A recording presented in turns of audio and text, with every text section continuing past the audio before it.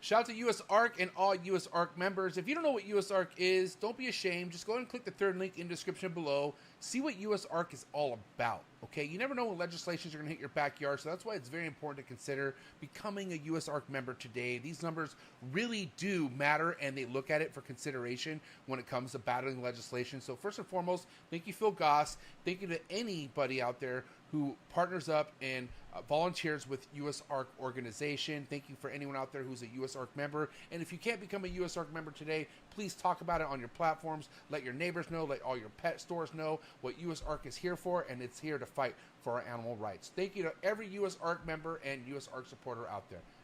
T-minus 30 seconds.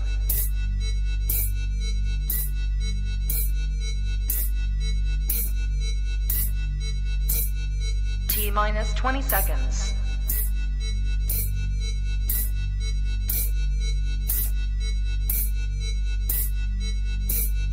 10, 9, 8, 7, 6, 5, 4, 3, 2, 1, 0.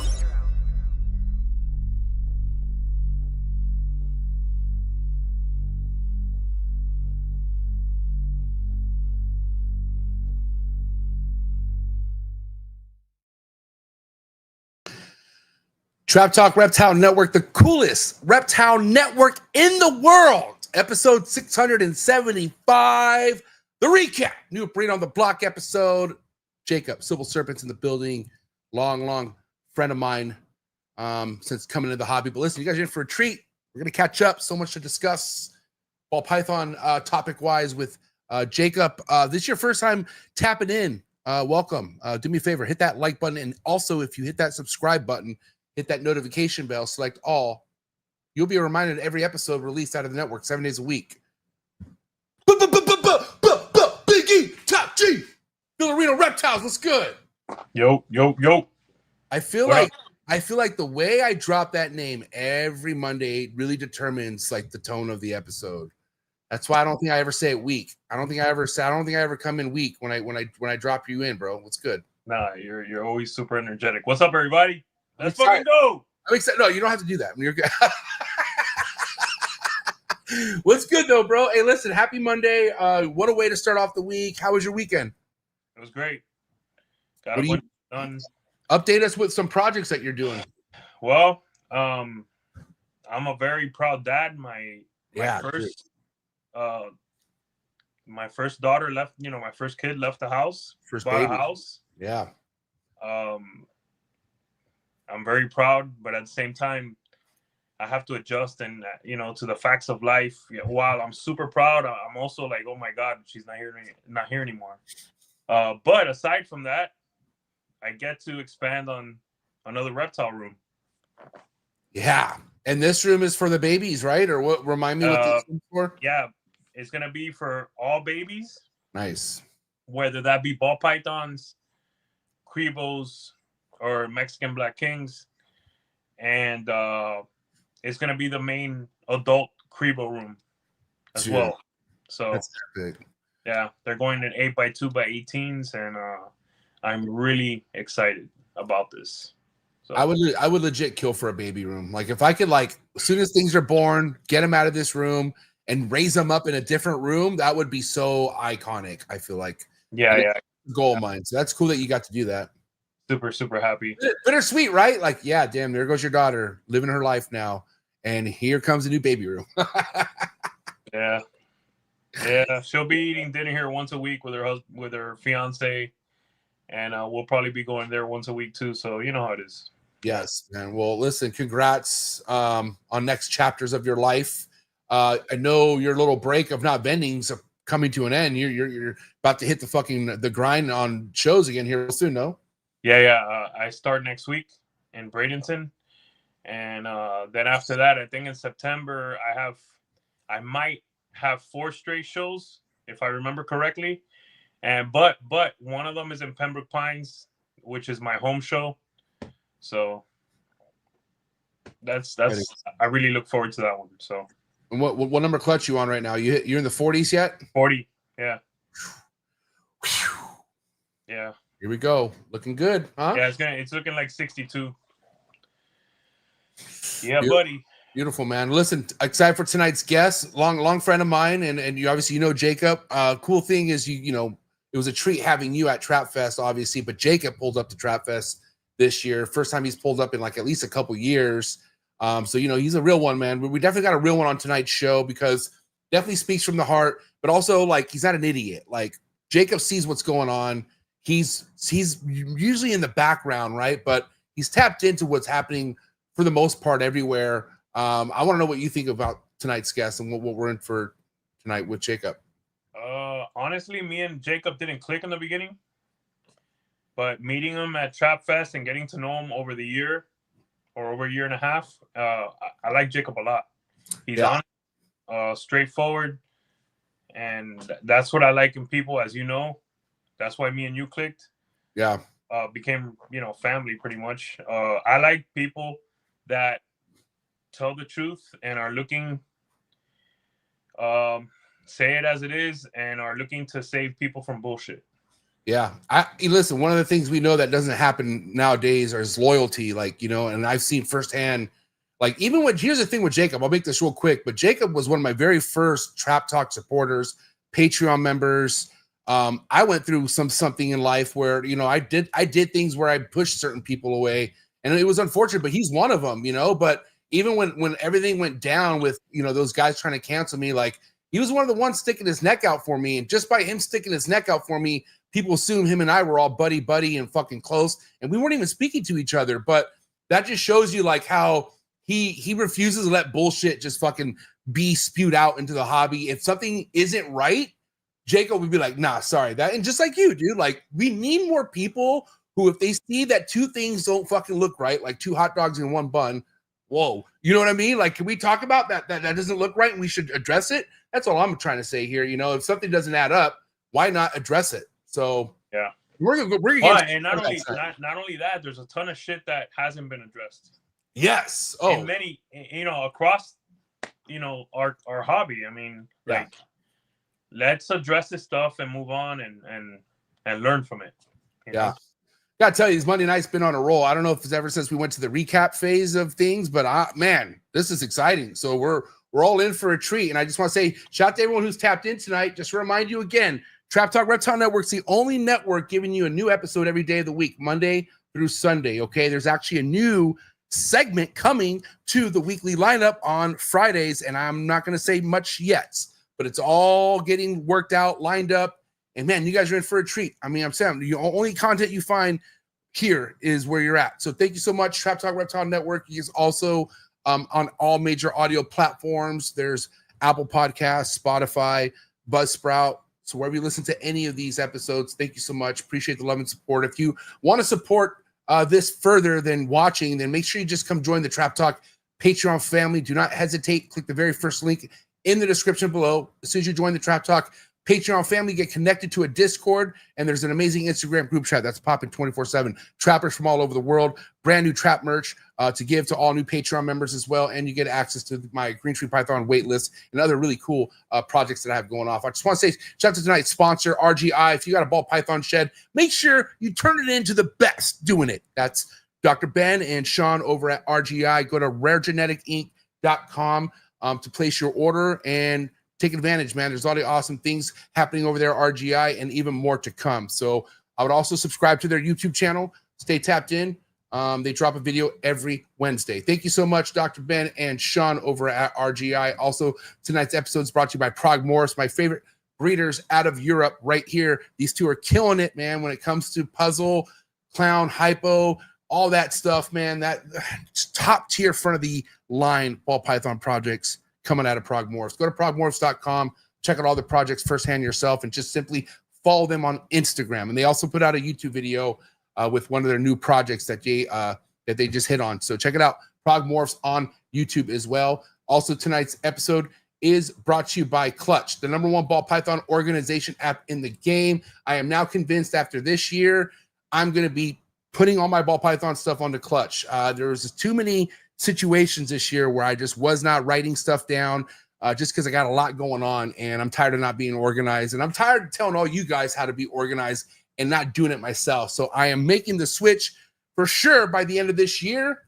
putting all my ball python stuff. It's not a lot, so that's why I feel like I should do it also. But listen, if you're building stuff, man, do it when you can, as far as not doing it later when it's all already in your collection, man. It's better to start off organized than not organized at all. So thank you so much, Clutch, and the entire team over at Clutch. And yeah, Big Dog, Big E, you ready for this episode? You ready to drop Jacob in or what? Yo, speaking of, let me say something about Clutch really quick. Please. I fucking love it. Yeah, I was gonna ask you. I messaged Justin this week, and I was like, man, I fucking love putting new holdback animals into this system. It feels fucking amazing. I love it. So check it. Yes. All right, listen. Can we bring Jacob on now, or anything else you want? Let's go. It's game time. Do what you gotta do to get your mind right. Okay, get that mind right for sure.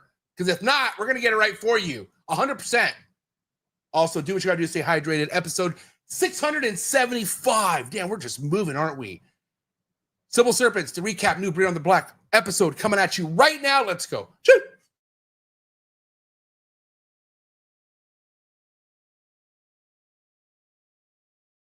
Good. You ready for do more in the future? Trap Talk podcasts? Yes. Man. Only Trap Talk. Exclusive. Yes. Exclusive. Oh. So stop calling us. Rub the spot, get the club to pop. When I come up with the crop, God love it or not. I'm hot from the hop to the rub the spot, get the club to pop. When I come up with the rub the spot, get the club to pop. When I come up with the rub the spot, get the club to pop. When I come up with the rub the spot, get the club to pop. When I come up with everybody, we do it. Everybody, we do it.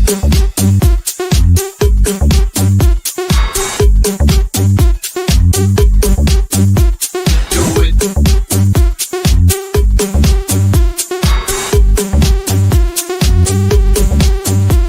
Do it.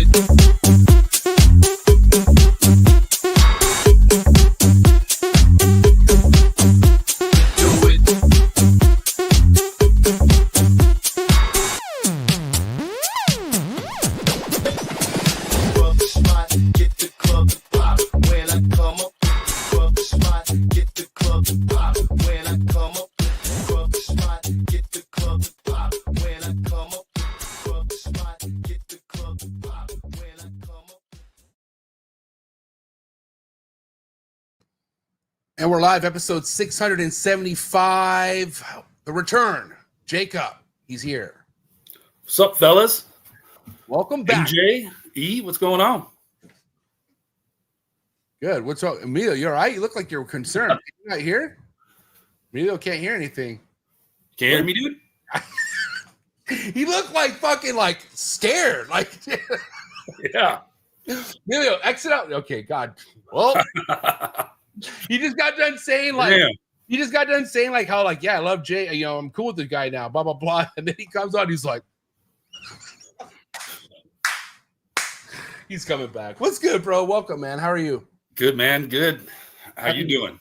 I'm excited, bro. Happy that you're here. Here he's back. Hold on one second. All right, here we go. Biggie, you here? Been a while. That shit don't happen.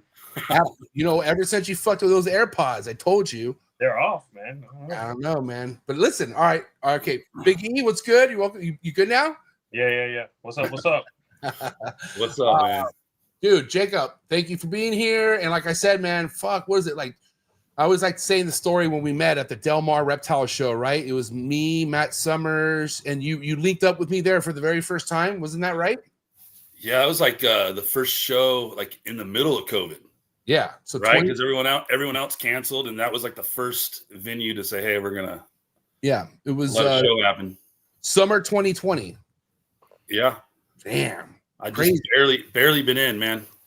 Yeah, and it's crazy. Like, you know, I don't know. In a sense, 5 years doesn't seem that long, but man, it seems like a lot's happened since then. Like, I mean, obviously, not only with yourself, but like think about the hobby where things are now shifted towards. And I know, like I said, bro, I remember my nickname for you back in the day was the professor because, you know, you fucking had this eye for ID and shit, and you were always right because obviously I would ask you, Justin, Miguel, and like I feel like you're right more than they were sometimes. I'm not joking. Like that's how like I feel like you're on point with your stuff, but also like the way the market was working and flowing. Like I feel like you always paid attention to that as well. And let's just get right into where you feel like things are at right now, and what your overall assessment is being in the hobby for as long as you've been and where you're at currently. Let's just get into current stuff.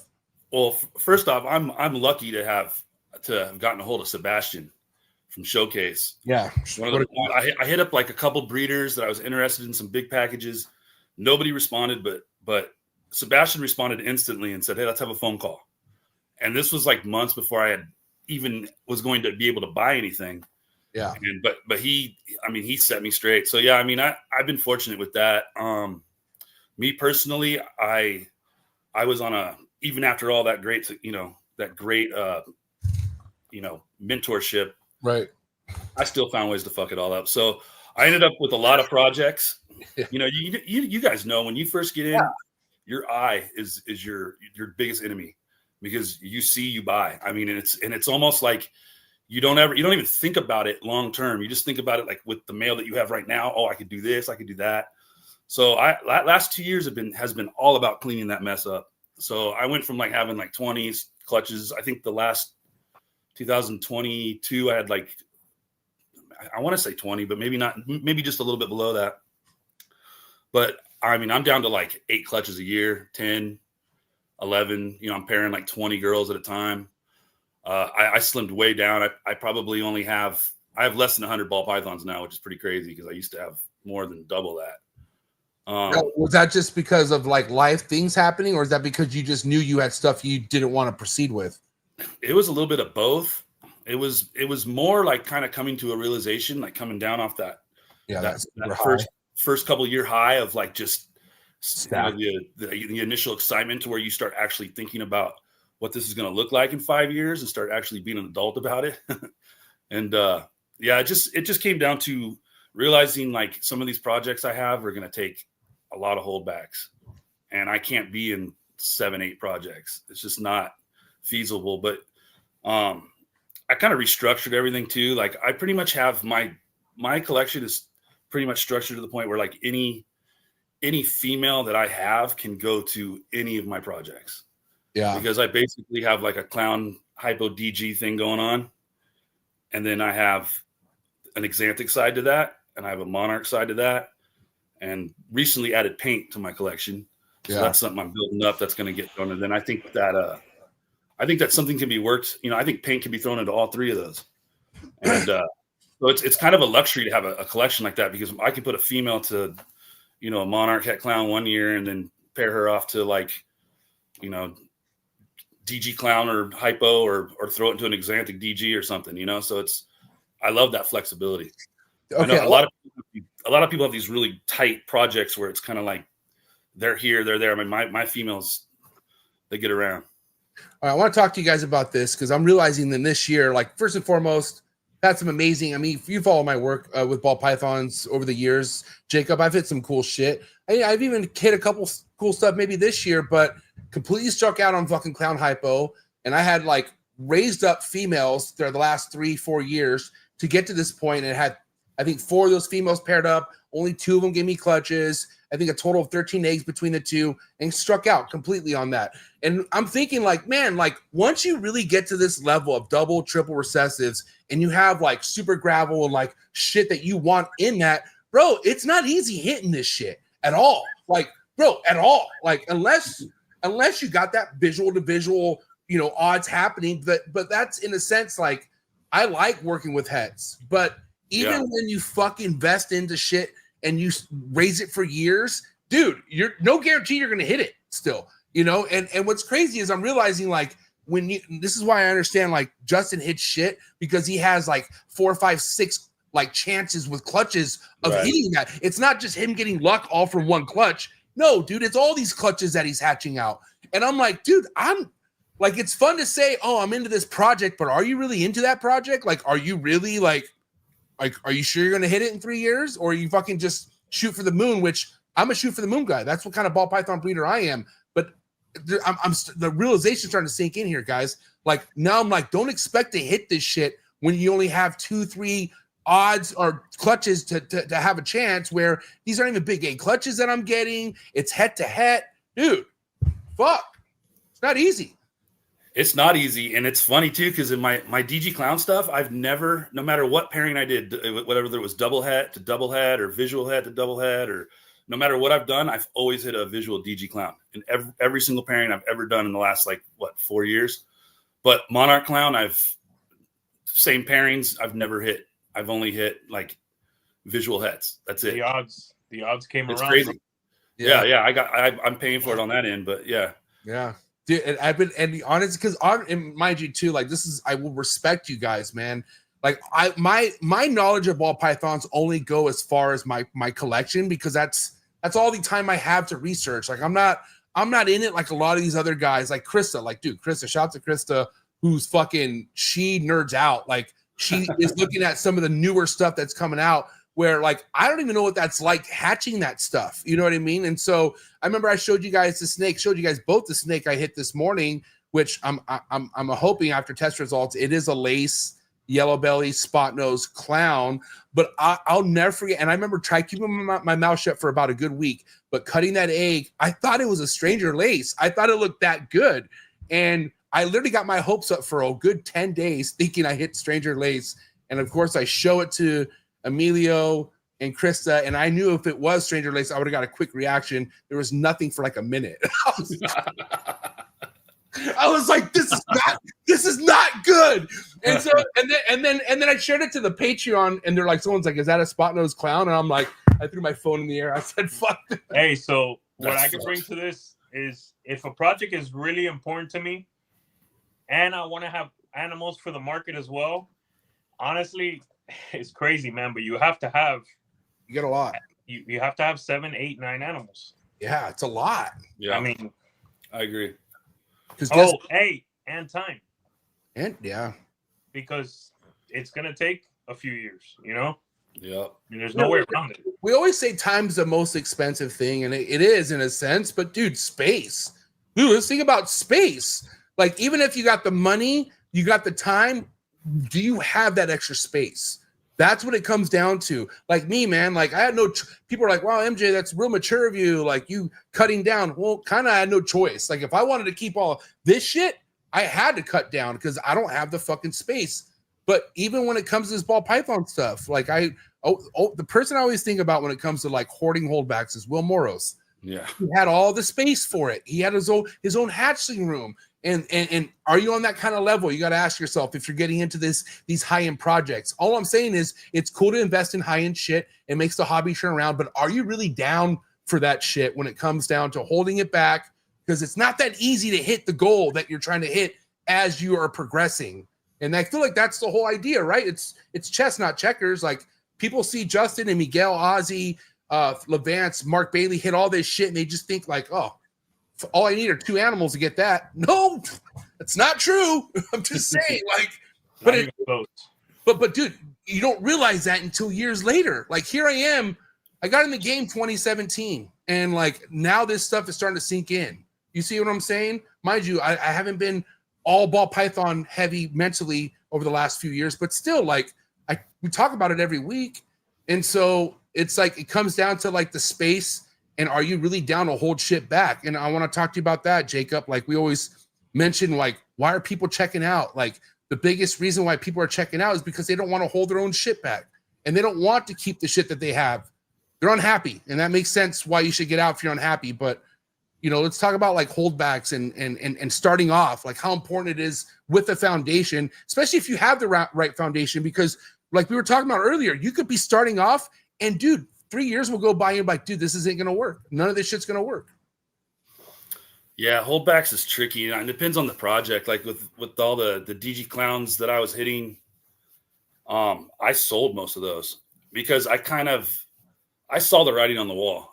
Like I saw that these were not going to be, you know, an easy, quick 10, 12K, you know, like it is right now. And it was just a matter of, you know, well, economics, but mainly just realizing that all these people that are buying these visual animals or these, you know, that are in the project, there was a lot of people buying, a lot of people are going to be producing. It's going to flood the market. So my thinking with that was, I'm just going to sell. I held back a lot of stuff that needed to be tested. And so like a lot of visual clowns that were the het DG or pause het DG. But for instance, the Monarch clown stuff, because we didn't have tests, and a lot of those pairings were double het to double het. I probably held back 30 animals like over the last 3 years, just waiting for tests. And yeah, I mean, even those, anything that tested het Monarch and het clown, they're in the holdback. They're not going nowhere. And I think that's just the nature of the project, like it makes more sense to hold those animals back and try to produce at this current time with that project. At the time, I mean, a single gene, no codoms DG clown.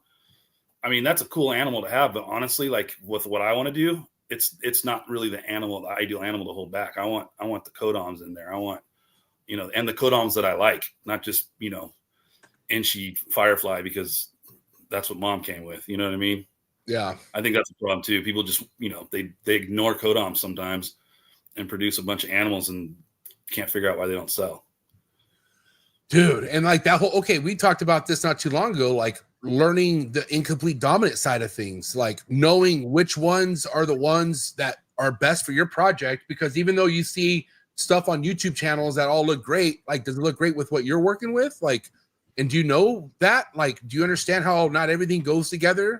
So, and that takes time, man. Like, that's why, man, because mind you, a lot of people really benefited from COVID. I'm one of them for sure. I benefited the fuck out of COVID. It was one of my first couple years selling. But also, like, I'm like you, Jacob, like I knew this shit was too good to be true. Like, I was like, wait a minute, like, wow, like this is insane. But it painted a narrative in so many people's heads that they could get this type of return for whatever reason. Like I already know most of the people who were investing were being told or had the assumption that that's going to triple back in 3 years off one clutch or whatever math that they're doing in their head. You know what I'm saying? Yeah, I heard that a lot. It just doesn't work like that, dude. But do you feel like, am I right about like that, Jacob? Like a lot, that was like the basic textbook pitch. Like, you know what I mean? That timeline of return. Yeah, for sure. I mean, and you see it, and you see those people as soon as the COVID thing went away. I mean, you saw a lot of those people get out real quick. Yeah. When it was no longer an investment that they could see a viable return for their time. Checked out. They just didn't have, it's more than just making money. It always is. I mean, the money part of it is fun, but it's always like, you got to be passionate about this. You got to be like, hey, every Tuesday I'm cleaning rats, and that's just it, like, or it's just, and it's got to be that way. And if you're not enjoying doing that, you're probably not going to keep doing it. Yeah. Because I mean, you don't always want to go clean rat shit. I'll tell you that much. Like, me and Emilio talk about it. Like, what's your day? Monday, Emilio, or Tuesday? What day is your? Oh, okay. So it's a couple more days away. But but me, I'll tell you right now, because of the actual success I've had with green tree pythons and like how I don't have to pay no one for a rodent bill, dude. I like rodent days now. Like, even though they suck, I realize how much calories I burn after a rodent day. So I'm like, that's fucking good. Like, I'm getting something beneficial out of it. The whole huffing in the fucking wood chips and all that sucks. I'm not a fan of that. Yeah. And I hope I don't die early because of that. I do think of that sometimes, like, dude, is this going to kill me sooner? But what the fuck, what else isn't? So I'm just whatever. But I've been taught, I think this is what I learned working at a gym. Because at a gym, people are slobs. People throw their towels on the floor, and you have to pick up after people. And I was trying to like run my own gym back then, so you just had to learn how to like be okay with like doing shit you normally don't want to do. And that's called loving the grunt work. Like, and because you learn to love that, dude, all the other stuff like pulling fucking babies and fucking that's are you kidding me? Like that's not work. We all know that's not work. That's us being kids, and we fucking geek out. But anyways, yeah, like rodents. Let's kind of get to that subject. Like another big subject people did not really do much thinking of, which probably why it led to their early exit, you would say, right? Like not having that part of it down. Yeah, I mean that's a thing that I don't know how that scales in people's minds as they're building their collection and buying 2 animals every day on auction. I don't think it scales in their mind. Like in their mind in the moment, it's like, oh, that's, another $8 a week. That's nothing. But, that adds up, especially when you're just grabbing stuff because it's cool or whatever. Yeah. Those people are setting themselves up for even more failures down the road. And road feeding is one of the big ones for sure. You know what's funny to me? You got guys asking for snakes on an $80 payment plan. Fucking wait, what? Like they want to pay you $80 a month? What I'm saying is, if you can't afford to buy the snakes, how are you going to afford to feed the snakes long term? Yeah. How are you going to afford to feed the babies? Yeah. How are you going to afford the racks for the babies? Yeah, the heat for the babies, the bowls for the babies, Oh, yeah. everything for the babies. yeah. There's no planning with a lot of this shit, bro. They don't plan. I don't think they really care enough about all that stuff, honestly. Most of these people. I think it's just it's the investment aspect of it, And some people are successful at doing that because they already have other things going, or they got another stream of funds coming in and stuff, and that's fine. Or they care or passionate enough to figure it out because right. That's what I'm saying. The difference is that people that care about this, or want this, they're gonna probably figure it out sooner or later and start making wiser decisions. Yeah. Yeah, because I mean, dude, I didn't come into. I always talk about this. I had fucking hardly any. I was in just a crazy change in my life when I came into this hobby. I could only afford snakes on Craigslist. I bought my first rack off Craigslist. My first year breeding ball pythons were in do-it-yourself Home Depot fucking shelf racks that I built with Target tubs, dude. You know what I mean? Yeah, but you grew slow, correct? I had no choice. I remember those racks. Yeah, because you came with Antoine when I replaced those racks. Yep. The one that I got from him, the one with the rivet. Fuck, God, I hate that thing, but I still got it. God damn it. But yeah, dude, but I'm glad I did, because if I had all that money, guys, I would be one of these assholes in the statistics of like, I fucking had all this goddamn money and I blew it just because like I am somebody who likes shortcuts. Like I always talk about this. Like one of my pet peeves growing up is like I found an easier, quicker way to get things done. And you can't do that in this game. Like, especially because you got to be okay with it being long-term. And I will tell you, I love reptiles. Like it all started with the love of just a ball python and what that ball python always meant to me. Never thought about the money. I just wanted cool snakes. And when I saw that they had racks, I was like, I want to fill this fucking rack up. I was one of those guys where I was like, I don't care what it is. I just want a snake in there. I don't give a fuck. Like I just want to pull all these tubs open. You know what I mean?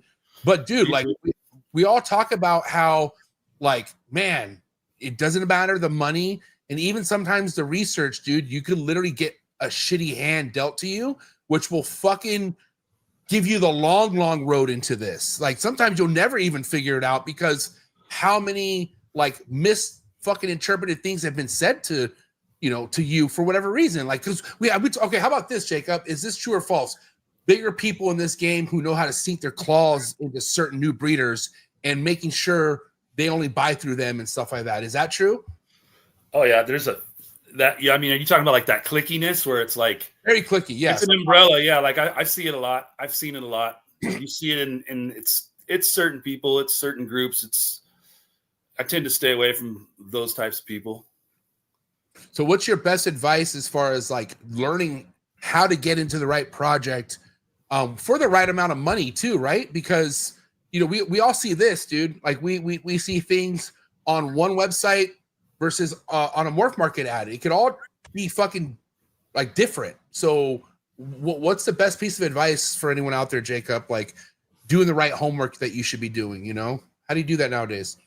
Man, it's like part of it is just finding stuff that you like, because you got to like the stuff that you're working with too.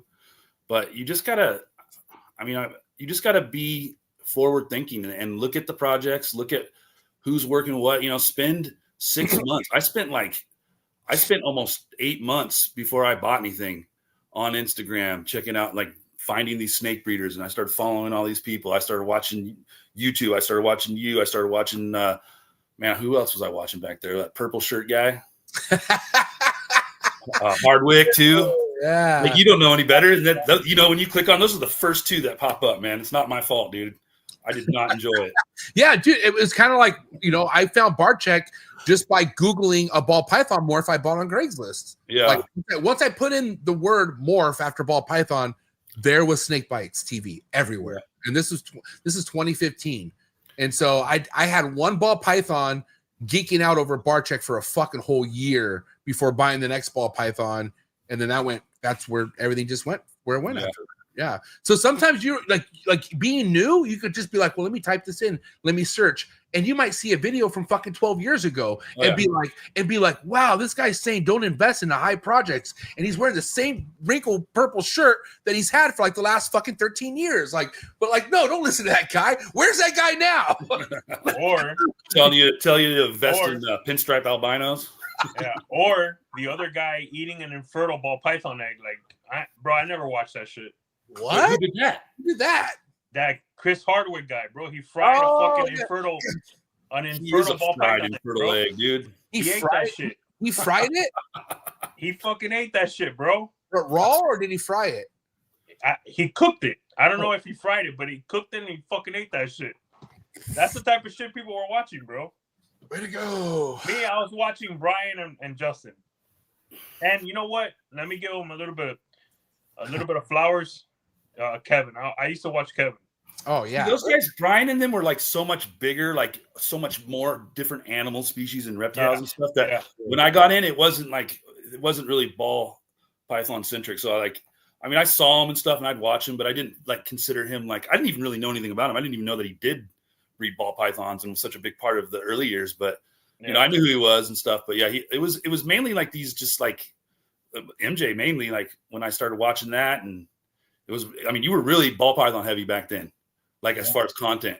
Yeah. So it was cool. It was, you know, that's the thing too, is you got to kind of fill it out too. You got to make sure, like when you meet people and stuff, it's like, you think you might know who they are because you saw them on a podcast, or, you know, maybe you've chatted with them online and stuff, but you should really try to get to know people before you let them in your snake room, before you let them into your projects, that's for sure. Yeah, because I'm lucky I didn't get burned by anyone significant or significantly at all, but I had a local guy that kind of latched on, and he didn't have an incubator, and he wanted me to take over a female, and I hatched it out for him, and we ended up buying a bunch. I was breeding geckos back then. We bought a bunch of wholesale, like high-end geckos, like a big bulk group, and he ended up ripping me off for like half of them, and like quite a bit of money, not a lot, but at the time it was a lot of money that I could have bought snakes with. So yeah, I mean, you gotta be careful. I mean, get to know people before you start making plans with people, because unfortunately in this industry, or in any, let's be real, this is not just, you know, here, this is everywhere. There's good people and there's bad people, man. Your inner circle should be really small. If it's big, your standards are low. But guess what? It's normal for it to be big when you first come in, because you're trying to be, and I commend people who like go fill out what group or whatever it is that is there for them. God bless you. Like go be happy wherever fits you best. But I don't know, like to each their own. You know, it's no. I'm not talking about Jacob. I mean in general. I mean, it teaches all this stuff teaches you that life teaches you that. No, yeah. I agree with that. I think, and what MJ's saying too is true. It's like you do have a bigger circle when you first get into like a community like this, because you are kind of trying to fill people out, and you'll find it slowly whittle away until you've got your core people, and people you can trust, people that you have fun with, people with the same passion. No. It's as soon as you start hatching cool shit, that's when, once you start hatching sick shit, that's when people are like, oh, that too. Yeah, then the circle grows again, or it tries to, anyways. But that's my favorite kind of growth, because then you see the real ones. And also, I will say, shout out to Mark Bailey, man. But man, he's always been somebody to tell me, like, because mind you, everyone has like, and I would say Mark Bailey's the only guy I've never had anyone come tell me fucking some bad story about. But everyone else I looked up to in this hobby, I had somebody tell me this happened, that happened, and Mark Bailey would always tell me, well, I always like this person because I never did business with them. I like that person because I never did business with them. And what he was saying is like, dude, you don't do business with people, you're going to be all right. But usually you find the true colors and what people's intentions are as soon as you do business with them. You know what I mean? And it's crazy, because that's what we want to do, business with each other. But if you really want to know what someone's about, do business with them and see how they do business. And that's going to really kind of give you an idea of what kind of individual that person is based off how they do business. It's definitely part of it, for sure. I don't want to say everything, but it gives you a good idea. Yeah, I mean, you definitely, yeah. But at the same time, there's some people you probably should not even think about getting in business with. Yeah, but if they have something that somebody wants, they don't give a fuck. That's exactly. That's part of the problem too in this community too. Yeah. I mean, we even talked about it today. Someone who was accused of stealing is still like low key selling snakes on the low, and people don't give a fuck. And that's, listen, at the end of the day, do what you want, but like you gotta. I don't know what you got to do in this hobby to not be able to sell snake anymore. I really don't. Like I've heard of people like doing fucking nasty shit at shows to women. Like I've heard lists of things that people have done in this hobby, and they're still around selling snakes. So at this point, I don't. God bless, dude. I don't think you can eliminate people. I don't think it's possible. But what you can do is make people aware, and like people just as adults make their own decisions. And I'm cool with that. But I just love the beautiful fucking the universe of karma and how karma works, because I know karma is a real thing for sure. And especially in this hobby, dude, fuck, what goes around comes around. It's like it's historically proven that karma is a real thing in this hobby. 100%. We're gonna say something, Biggie? It's a tough market. If you already have a handicaps and they're only getting worse. Dude, for real. It's like hey, imagine not being able to sell a morph market. God damn. Right. I mean, I'm just saying, like, hey, you could give all the life support you want, bro. It's at one point you're a vegetable. Hey, what's crazy to me how the whole push on how you don't need to sell a morph market, any individual who was in that group is still selling on morph market. Yeah. Oh man. And they're probably not selling on morph market either. I just get their accounts out. Like they're trying. I know. They're trying, trust me. You know what I mean? But it's also like, okay, can we go back to like, and what my example was going to go off of that, how like whoever is complaining about something just isn't doing good in that department. Like they're like, whoever is doing good on morph market, are they complaining about morph market? No. And anyone who is selling and doing good in the ball python market, are they complaining about the market? No. You don't see them in comments. You don't see them on podcasts talking about that the market's not doing well because they're doing fine. Individuals who are not doing too well. Well, yeah, that's a different story, right? Does that make sense? For sure. Well, I mean, I don't have anything left from 2024 to sell, except some maybe some wholesale stuff that I tested recently that came up negative. But like, I mean, the way I look at it is if you're counting on morph market to make the sales for you, and that's all you're doing, and you're complaining, then you're not doing enough. There's so many avenues to put a snake out in front of people, in front of eyes, and people say the snakes will sell themselves. Yeah, that's true. If you've got something that people want, or or something new maybe that people get excited about, you are going to make sales. I mean, there's a lot to why people aren't making sales right now. Some of it's probably the animals, some of it's probably effort, and all of it is bad attitude. You shouldn't be bitching about any platform. What you should be doing is learning, evolving, adjusting, and I mean, because if you can't do that, you might as well close shop. Yeah, I think ego has a big thing to do with it, like not realizing this is where you're fucking up at. Like, this is where you could do better. And yeah, it might take more time out of your day, but that's what you got to do. And if you don't want to do it, then don't bitch and complain because you're not wanting to sacrifice. Like for me, if I'm running a business, I get it. Family is very important. I feel like you should always take care of your family, but how do you expect the business to be a fucking profitable running business, especially in the ball python game, if you're not doing everything you possibly can? Like, you're right, Jacob, relying just on morph market and just a post, dude. No, I mean, unless you can survive off auctions, and go for it. But that obviously that you should have bigger goals in auctions. You really should. You know what I mean? But I also don't judge either. Some people just breed to sell pet level quality animals at fucking the shows, and that's cool too. Yeah. Go ahead. Or you say something, Jacob? I was just agreeing with you. Oh, yeah, I was just agreeing. Yeah, I mean, there's some people are that's their thing. I mean, whatever. Yeah, if you're gonna be a dreamer, if you're gonna be living outside of reality, you're pretty much gonna be an NOP. Yeah, and you know what, dude? Like, not for profit. Listen, I know there's a lot of, like, I got to remember, we all don't know what people are going through in life, right? And this hobby brings some of the best people into your lives, okay? And I know sometimes not a lot of people have the level of breeding or whatever, but they just love the people. Like, they like being a part of it. And I could totally understand that, dude. But I don't know, like, do you feel like if you're in this for the ball pythons, if you're in this for the projects, you shouldn't be too hard on yourself if you are a loner?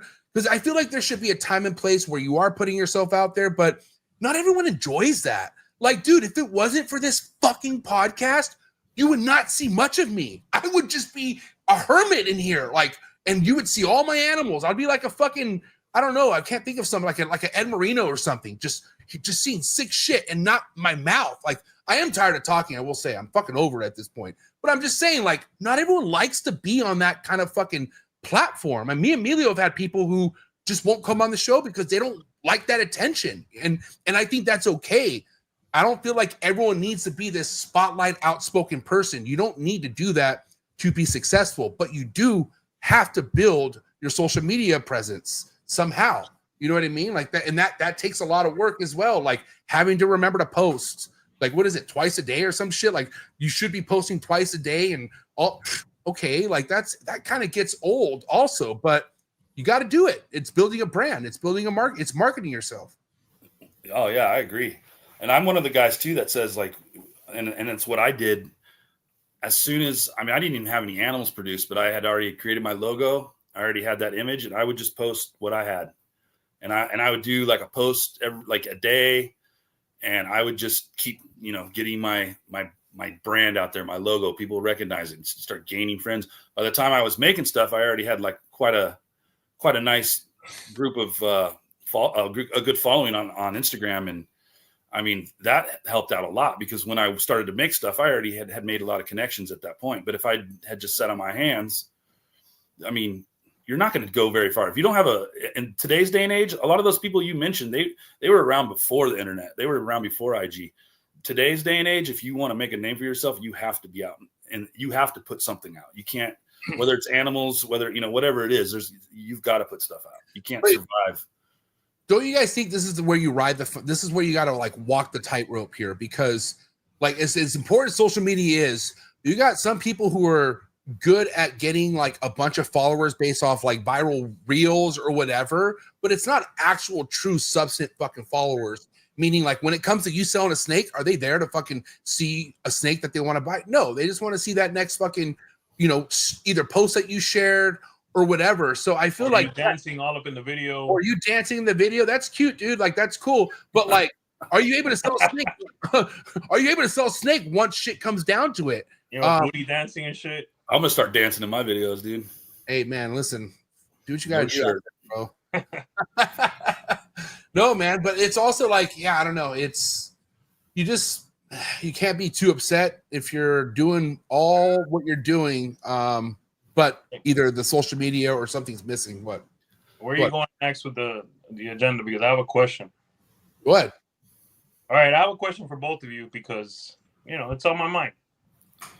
Shoot. Would either of you allow a known thief in your Patreon if you had one? Absolutely not. No. He's known. It's a known thief, but yeah. Known thief that owes people money still, that banged a few people, many people we don't even know about. What do you mean banged? What does that mean? Well, banged means took advantage of. I mean, me and Jacob, took their money. Dude, I had a totally different image going on in my mind, dude. Yeah, well. God, don't drop the soap. I think banging someone is the worst. I guess it's a term I use sometimes, My visual went a way different route. What we were discussing. So I have the V-Unit family, and I would never in a million years allow a fucking thief in my fucking Patreon, because it would make me look bad. Absolutely. I mean, what does that say to everybody? People out there that have done that, they're great people. They really need to figure this out. I agree. It's I mean, I just want to say one thing on that too. It's like, I mean, obviously there's been a situation recently, and my thing about it is like, hey, if you've done wrong in this hobby, but you come back and you say, hey, I've done wrong, I'm sorry, I'm gonna make it right to all these people, and I'm just gonna work for your guys' respect again. If you come into this like that, I'm not one to judge. I'm not one to hold that back. I can respect that as long as it's carried through. But I mean, when you're actively still ripping people off, I mean, literally actively behind the scenes, still doing that. Yeah. That, to me, that's uncalled for. And that needs to be brought to the forefront. Yeah. We forgive as a nation. We forgive as a people. Slide. To me, that's like, and like the people that are supporting them, it's like, you know, you guys all saw my stories, dude. They're like, there's no word, there's no nothing. It's just, we're going back into the shadows, and that's not healthy, dude. That's not good. That, you know, that's a bad image on all of us. So we are forgiving as a country, as a people, for sure. But responsibility has to be taken, right? And if you're such a baller, right? You are a baller. Why don't you take care of everyone that you fucked and then come back for real? We'll all accept you. Right. But you're probably not a baller anyway. And again, that's what it'd be one thing if we were talking about one scenario, right? But man, there's a list. And as far as who we're talking about right now, it's a lot more than just one thing that you did at a Reptile Super Show. I'll tell you that much. And it's continuing. And it continues. Yeah. Yeah. But it also makes sense why there was no effort made on that person's end to want to come out, at least defend yourself. Because, dude, if you're going to be getting called that, but you want to stick around, what the fuck, bro? Like, that's like, you have no explanation? Oh, because you feel like we don't deserve an explanation because all the other dirty stuff people have done? Okay, sorry, dude. It don't work. You know what he does crazy, too, is I was getting screenshots from, like, shit that was going down in this chat. And it was like my character and who I was on trial. Yeah, these chats, which is fucking amazing. Because it's like I'm a fucking gatekeeper. I'm a fucking, you know, there was all kinds of terms thrown around that it's just like it's and no response still. You know, like this is known to them. This is known to him. So real quick, Paco is one of those stand-up guys in this game. One of the nicest guys. The nicest. I love Paco. There's something in my heart that gets warm when I see him at a show and I give him a hug. He's just a fucking good guy. I just had a fucking hustler. Paco's a good guy. Many things. Does the snakes. Fucking nurse. Fucking realtor. Fucking new dad. Yeah. Okay.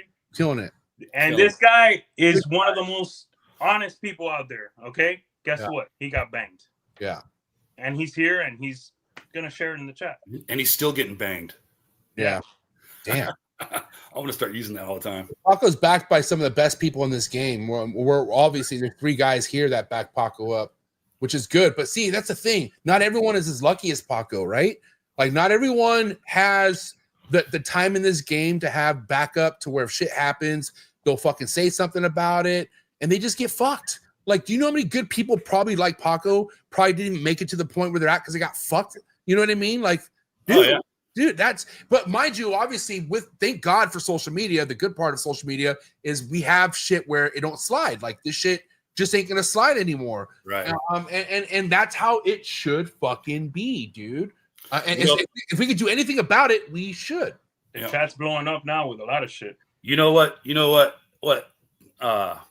part of it too that it's like I got a lot of feedback from some people saying like, well, why didn't they say anything when it happened to them and that? And I'm like, are you fucking kidding me? Look at what's happening to me. Just putting a couple stories about this guy who's a known thief.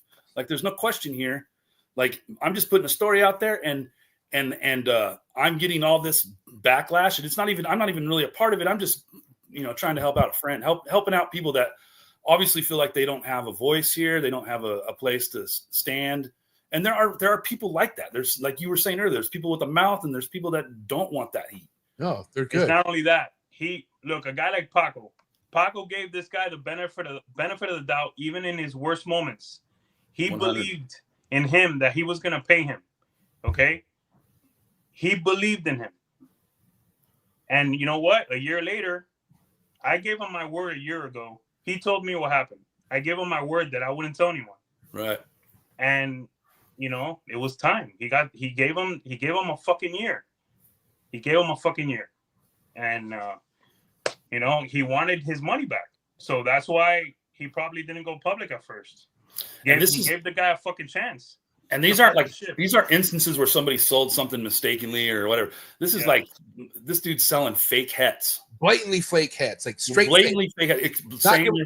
Saying they're from Europe, but won't tell anybody who this European breeder is. Like, yeah, dude, those are just fucking clowns that he had, you know, trying to buy something else. Put a freaking 7th.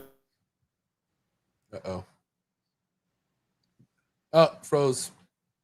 He froze. Let's see. Maybe he might snap out of it. So yeah, so for everyone that's watching, anything that we see that's proven to be hurting anyone in the market, in the hobby, or hurting the hobby, expect to hear it here. We're going to tackle it. I will say this. So this is where it kind of like, because we're going to get blamed for only picking certain things to address. Like not me personally, because they won't fucking say my name anymore, but you know, supposedly like because, you know, of the issue of color of the guy being black, you know what I mean? Like that's the only reason why people give a fuck. And that's not the fucking case, like at all. I got that too. I heard that came back to me too.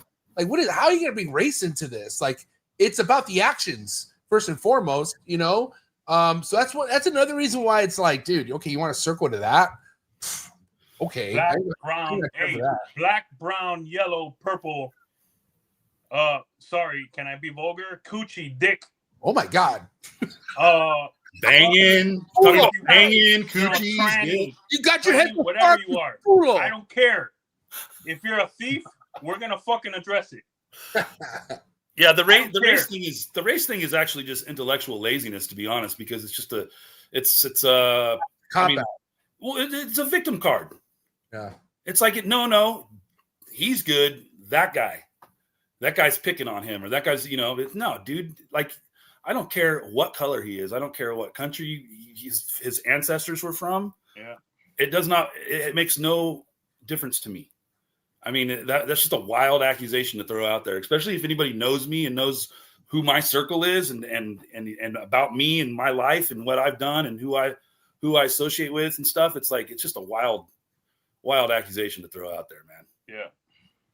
Yeah. So, I mean, again, this is all just kind of knowing your circle at this point. Because what sucks is like this happened within their circle or that circle, you know, like being a victim to somebody who you vend next to, like that has to be one of the worst people to get jacked by. You know what I mean? Right. I mean, this is a pretty tremendous event. This is not like you were saying, like we're not hitting everybody the same. Well, I mean, you show me an instance that's happened in the last year where a good friend, a vending mate, tried to steal a $10,000 snake and then lie about it, saying it was a prank. I mean, to the extent where they faked a handoff with an imaginary person. I mean, and then just disappears into the night. Nobody hears from him. Well, at least I didn't hear from him. I mean, I'm sure you guys didn't, but obviously some people were. But yeah, so like, I mean, show me something like that, you know, and hey, I'll jump on that too. Yeah, I can't put myself in that position, honestly. The hand of the individual on the handoff was Hispanic, and then somebody told me it was Miguel. Dude, it all makes sense now, dude. Dude, holy shit! We haven't seen Miguel in a while, so there you go. Oh damn! Oh shit! Sold it in Mexico or what? Now we're coming after the Mexicans. Oh my god! Oh yeah. Never mind. Just kidding. Viva la Mexico. La Raza. Yeah, Viva la Raza. Homeboy's in Mexico right now. Yeah, he's fucking in his swole on. He's having the time of his life. Yeah. But okay, let's get back to things here. Obviously, like you growing tremendously into the projects that you're now working with now. I'm curious where things are headed with some of your forefront projects. I'm sure DG Clown is still in the mix, or did you kind of venture away from that project at this point? Well, everything's going. I mean, I guess I can't say everything, but that project is hypo's going into that project. Okay. And then I'm taking all that stuff. I'm going one way with an Exanthic. and I'm going one way with Monarch, and then I'm going to try to just incorporate paint into all of it. So like that's just kind of like what I mean honestly that's 20 years. That's a long way, but that's where my head is. And I know that in between I'm going to make some cool badass shit like in the meantime. But the goal is really high, really outstretching. I'm not, it's not something I'm going to achieve in the next 5 years, but yeah, I like that idea because I kind of noticed there was females that I was like, man, I could pair that to this, but it's got this, and I don't know if I want to do that. But so, I mean, I really took time and effort to redesign everything. And I kind of took like the Aussie approach too, where it's like, I make something and that female is that it came from, it's an upgrade. She's getting replaced as soon as that female's ready to breed. So I don't keep a lot of stuff for very long. I have, like a lot of these females are getting replaced. I think I maybe have 8 of my original females that I bought out of like 60 maybe. Right. And they've all been replaced with stuff that I've made or new stuff I bought, and just keep continuously upgrading what I have. I don't want to make 50, 60 clutches a year. Not right now. That's not a plan. I like 20, 25. I'll probably get there again eventually, but I'm being really tight with what I pair. I probably have 10 females right now that I'm not even pairing this year. Jacob, would you say that you're going to be the next 2 or 3 years, you're going to be more focused on Monarch combos, and that's going to be like your number one? Yeah. For 2 reasons, because I mean, I really like Monarch Clown. I mean, that's been one of my favorites in the beginning. It's one of the first projects I got into. But just also with where the project is too, it's like it's kind of untapped. So there's a lot to be done there. So like, I mean, I just feel like there's more to do there. And I mean, and I like it. So yeah, it's definitely the one I've probably done way more. I know I've done way more in DG Clown, but I think the one that I'm most like anticipating making these combos is definitely Monarch Clown for sure. Now, I don't know how you feel about Sunset Fully, but I have to ask this. Man, now that the Ultra Sunset's been so successful, bro, I really want to see a Sunset Monarch.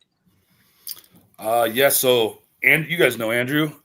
Me and him kind of combine forces in a sense. We're not like combining companies or anything, but we're working a lot of stuff together, and we'll probably be making Clown double hats next year, Sunset Monarch.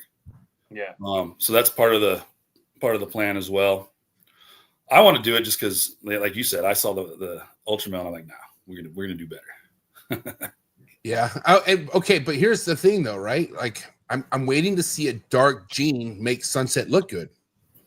Yeah, I mean, there hasn't been one.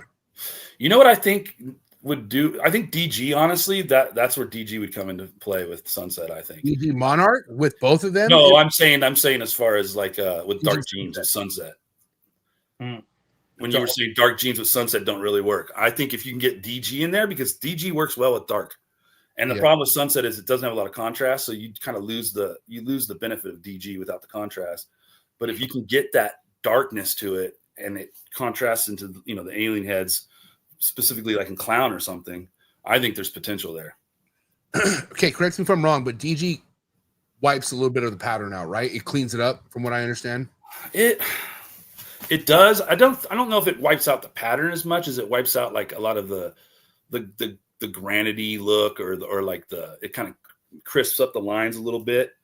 But it does tend to, like, I've noticed in a lot of combos, like I have a Fire GHI Red Stripe DG Clown.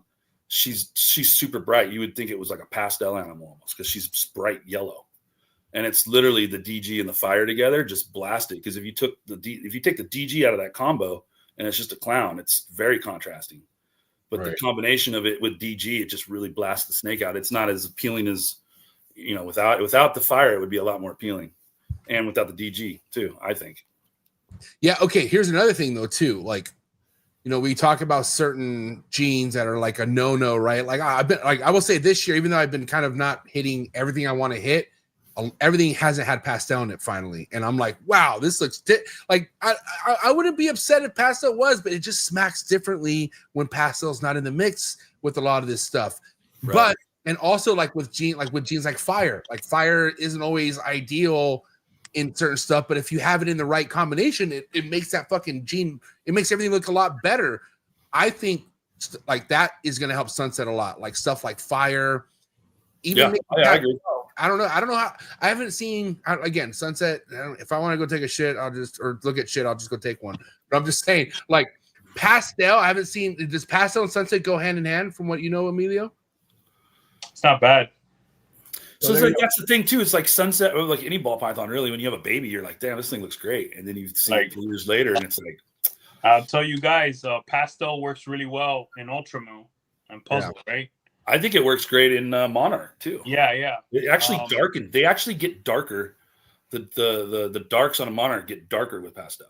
Yeah. So I'd actually like to see a pastel Ultramil Sunset, pastel Monarch Sunset, shit like that. Like, bro, I'm telling you guys, like, I know I come off as a pastel hater, but I wish I had pastel in some of my puzzle animals right now, and I wish I had pastel in some of my Ultramel animals right now. It would be a plus, So, it is what it is. I purged a lot of pastel and Inchy out of my. Yeah, I don't, bro. I hate Inchy. Dude, Inchy. In the beginning, Inchy was the death of me, dude. I couldn't hatch an animal without Inchy in the beginning. I had a allelic black pastel Inchy red stripe fire male het clown from Justin, and I was pairing it to like 6 females, and I swear to God, like it was like 6-1 Inchy black pastel with the. I have 2 Inchies. I have 2 Inchies in my collection. Damn. You used to have a lot? No, I just. Not a fan? I mean, I had some. I just never let it take over, really. I mean, it's nice. I have it for my dreamsicle stuff, but yeah, it's not. I'm not a huge Enchi lover. It takes away from most stuff that I like. Like when I see, I just don't like Stranger, Inchy, and like just different genes. To me, it takes away. It's like I use it. I use stuff for its strength. I ensure nothing takes over my collection that I don't want to take over. So.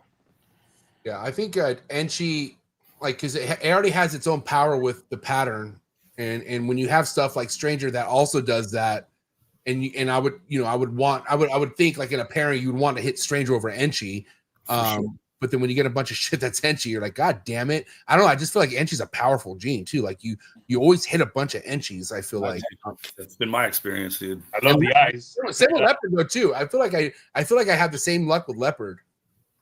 Well, Leopard too, isn't there like you could have like a super form and you not like a hypothetical and not even know it too. Like, I might have that maybe potentially. I don't know. I think I have that in a couple of my clown het monarch males that I produce that are starting to breed this year.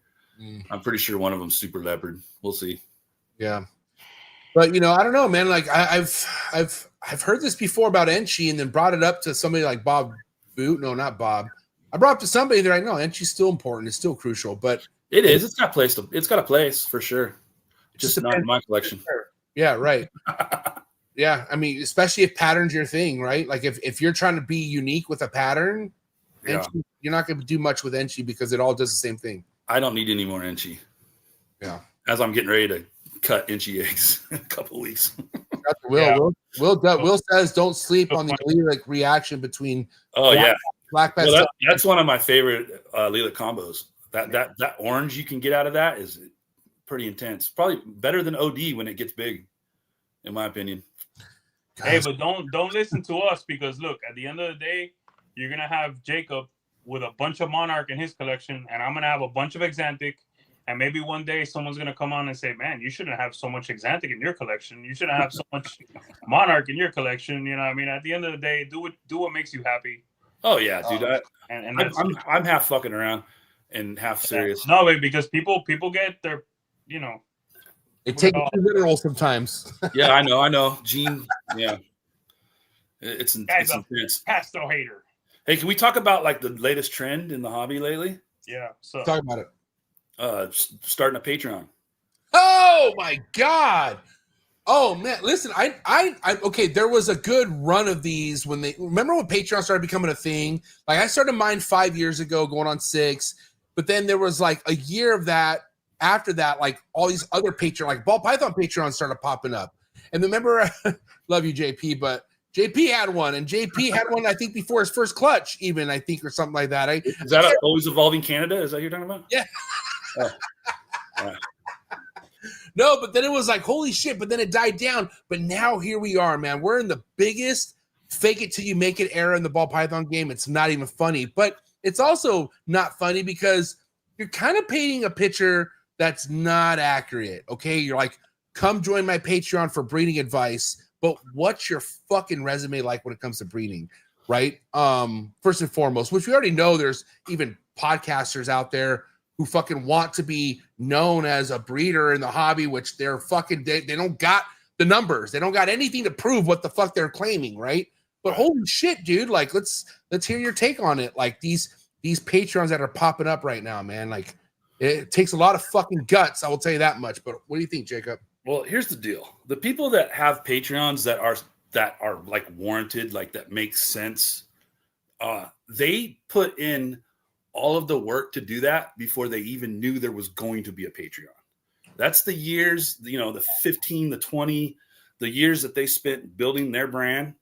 And then they reached this point, and Patreon became a tool that they could utilize because they earned that. But I think a lot of people come in and they see that and they think, oh, that's how you get big, is you get the Patreon. But they got it all, it's ass backwards. No, the Patreon is a reward. It's not a step in success. It's a reward from your success. So all these guys that have been around, and I know there's one guy I got a big old argument with, and his thing was, well, I've been doing this and I've been breeding animals and stuff. Yeah, but nobody fucking knows. Like you did that. Like, dude, I had lizards when I was 5 too, bro. Yeah. Like, dude, technically I caught them every day, dude. Technically, I've been doing this for 34 years. Then, if you want to fucking say that, all right. But it's like, what is the footprint in the hobby? Because it doesn't matter what you've done. You can, anybody could show up and be like, hey, I'm this is what. There's no audience for that. So again, it's like, dude, this is not a step into success. You're not. And it's funny because I always say this is my thing now, is that it's like the new sticker swap, because what ends up happening is everybody's got a fucking Patreon. And everybody joins everybody's Patreon. So it's just this giant web of Patreons, and everybody's paying the fees for the Patreon. So it's like a bunch of circle jerks. Yeah, dude, exactly. Dude, just I'll join yours. Let me join yours. I'll join yours. You know what you do? You just start a fucking chat group on IG and invite a bunch of people in and say, hey, and let them invite people, and you guys share information for free. Yeah. And I don't get it, man. It really makes me wonder, like, some of these people, like what they're really after. These people are about themselves, dude. Clout chase. Yeah, it's a clout chase. These people want to look like something that they're fucking not. There's no other way around it. They are fucking faking it. They're $3 bills. Okay, right. You cannot cash this at the store. These guys are not really doing what the fuck they're acting like they're doing, and that's the only problem I see with this shit. It's and then you see them all over Instagram, mis-IDing shit, giving bad advice, fucking making claims that are like just not like factual or possible, and it's just like I heard one of these assholes trying to say on a podcast how you shouldn't feed emeralds big meals and all this shit, and I'm just like, and you have a fucking tier on your Patreon to teach people about a fucking boreals? Are you fucking kidding me, dude? Like, I can't even imagine what the information is like for those animals, dude. Oh, it's terrible. It's already niche as it is. Good. You're in a good place here, but goddamn, I have also put in the work too. Right. It's also terrible. It's like, God, you have a lot of friends that know what they're doing too. Oh, I see. Yeah, dude. Shit. I got the best in the game. But also though, like, it's like, dude, it's kind of also, man, you're getting petty following, I feel like, off of it. Or even petty support, I feel like. And it's not going to last either. That petty support does not last. I'll tell you that right now. As soon as that sticker is not on that incubator anymore, that person's gone. I'll tell you right now. Don't take your sticker off my incubator, bro. Yeah, exactly. I'm gone. We're going to say... patrons out there. People in Patreons. Is said Patreon making you better? Okay? If it is not... get the fuck out. Okay? Because, you're wasting your time. Oh, that must be a Bears fan right there. Dude, shout to Hey, if Cruz. I was a Bears fan, I'd say the same thing. I can't hate them all for that, dude. And honestly, dude, I'm low key a cheesehead. I'm not gonna lie. I've been a huge Brett Favre fan majority of my life. Yeah. And why I always I remember back on all the video games, I always picked Green Bay because of fucking Brett Favre. He was like the fucking goddamn the Brady back in that era, dude. Like fucking who was better than Brett Favre in that time, dude? He was the man. He was a psychopath too. And yeah, he refused to slide. That motherfucker did not slide. He was a linebacker who could throw, dude. That's what it was, dude. It was epic. It was epic. He was exciting to watch, bro. They're the real America's team, Miguel. Someone just said Bills. Jesus Christ, we got to end this. Just kidding. It takes a lot to be a Bills fan, and I know because I'm a Raider fan. Everything I go through. God damn. All right. Yeah, He went to 4 Super Bowls in a row and lost them all. Yeah. Boy, I love losing Super Bowls. You ever heard that before? Never. That's fucking hilarious. Yeah. Oh, that's the I got it. BIL. Bills. Boy, I love losing Super Bowls. I'm a Dolphins fan, bro, so we used to make fun of that shit. And a Niner fan. The laces were in. Yeah. Hey, funny. I gotta ask you, Jacob, are you gonna stay around the 10 to 11 mark with your clutches? Is that gonna be your happy spot for now, or what's the game plan production wise in the next few years? I think next year will be a jump probably, but then the following year I'll probably be down lower again because I'll probably have gotten rid of a lot of the females that I'm using this coming season. So, like I said, I'd like to be around. I think if I can do 20 with what I got with the amount of animals and stuff, I can still stay on top of the projects and not overdo it. Man,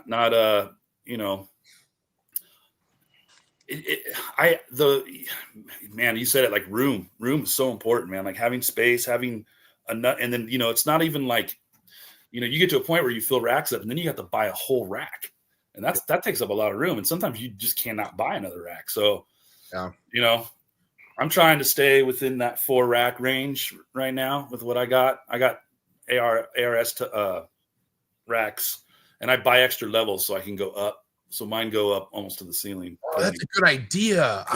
They're like 1090s or something. Wow, I could do that to mine. That's a really good idea because I got rid of one of my bigger Freedom Breeder racks, but I'm like, dude, I feel like it's like I don't need a whole nother rack, but I could use just a little bit more space. Yep. Wow, I'm gonna look into that. If I could add at least 1 or 2 more levels, that would really help a lot. I mean, I had to. My original snake room was like 110 square feet, and I had 4 ARS racks and a 48-inch hot box incubator in this room. And I don't know how I managed to get it all in there, but it worked. And then, like you said, I was like, I can't go anywhere else, so I'm going up. So, yeah, yep. How's overall? Because I feel like one of the things that I've done in my room personally. Like, I hate heat tape, dude. Like, after hearing all these fucking horrific stories, like Vin Russo just losing his goddamn collection, which wasn't due to heat tape, by the way. I will say that. It wasn't actually due to heat tape, but just running heat just makes me stressed, But I, for instance, don't run what I used to run 5 years ago. I used to always have a 90 hotspot. What I do really, for the most part, everything's ambient in my room because on that side, my room gets if I don't do shit on that side of the room, it gets to 86, 87. That's beautiful for ambient. Yeah. And then if a snake is gravid, I'll usually just turn that level heat tape rack on and give them that extra heat. And that worked for me this year. But what have you do everything still the same since you've learned everything out back in the day, or have you made any adjustments? So I was one of those guys that I had everything, all my levels. I my humidity. I was always checking everything. But eventually, and Sebastian kind of helped me with this. He's like, dude, you don't need to do all that, man. Yeah, you're not with ball pythons. You really don't. Yeah. So actually, this is a great question because about my situation and my life change that I had recently, and I had to move all my stuff right kind of abruptly. And thank God for Matt Summers, dude. Hey, we miss you, Matt. God, he might pop up. God damn it, I always think. Dude, I see him from time to time. So my snakes are at his house, and we set up. He's got a nice little garage. He's got a little nook in his garage, away from the garage door, a little side area. Yeah. So I got everything set up over there, and Last year I ran like an air cooler to try to keep it cool and a heater in the winter. And it was a lot of work because I work nights. So what I would do is I would run the heater at night. So when I get on my way to work, I turn it on. On my way home, I'd shut it off. And then the air was the opposite.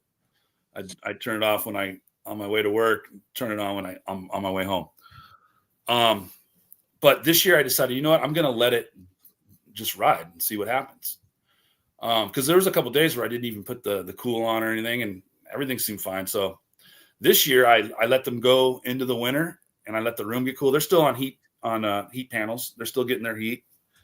That it probably got down to the mid to high 50s in there. I would guess.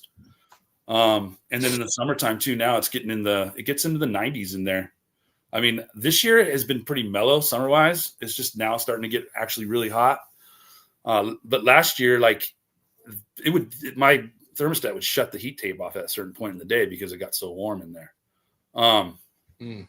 So I just let it ride this year. And the funniest thing happened is I used to get like a clutch every month and a half all year long.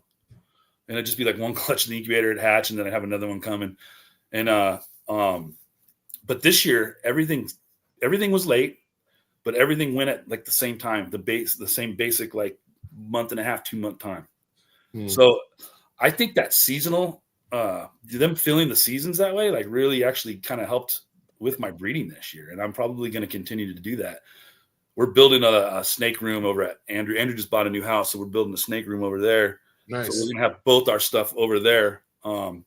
And his garage is even better insulated. Plus it's going to be in its own room. We're building it into its own, walled in ceilinged room, with a mini split and all that stuff. But I mean, I've been talking to him, and I'm like, let's just let it ride. I mean, I feel like sometimes we overthink these animals. We forget that they live in fucking Africa, and Yeah, or trying to over control like what you want it to be. Like that's why like all these people, for the most part, who think like, well, they live in Africa and it's fucking 100 degrees, but dude, they're under the ground. Like they're trying to avoid the heat as much as possible. Like like 90, yeah, they'll do fine. But if you were to do a fucking goddamn survey, if ball pythons could speak or write on a survey, they'd probably say, no, thank you. I don't want 90 24/7. You know what I mean?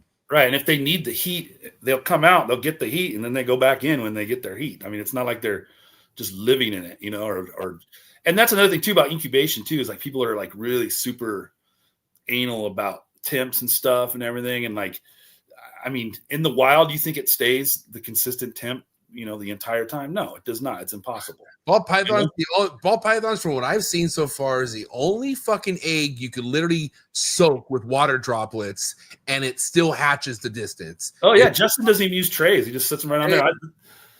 It is wild to me, bro. this year, actually, I missed a couple lays, so I couldn't break them apart. So I just had to throw them on there, and I've had no problems. I even have one that's like pushing on the press and seal, and the press and seal is just soaking wet. I'm going to be cutting that clutch in like 3 days, but I mean, it's right up on it, and it's just dripping wet. Eggs 100%. Okay, so I got to ask you, don't you think the press and seal step is unnecessary if it's that humid? I do think that you could do it without the press and seal, but I would be concerned that it may dry out after a certain amount of time, that you might have to add water. Because if it's not sealed all the way, I like having it sealed. What I'll do is I'll take as soon as I cut, I'll take the press and seal off. That's usually what I do.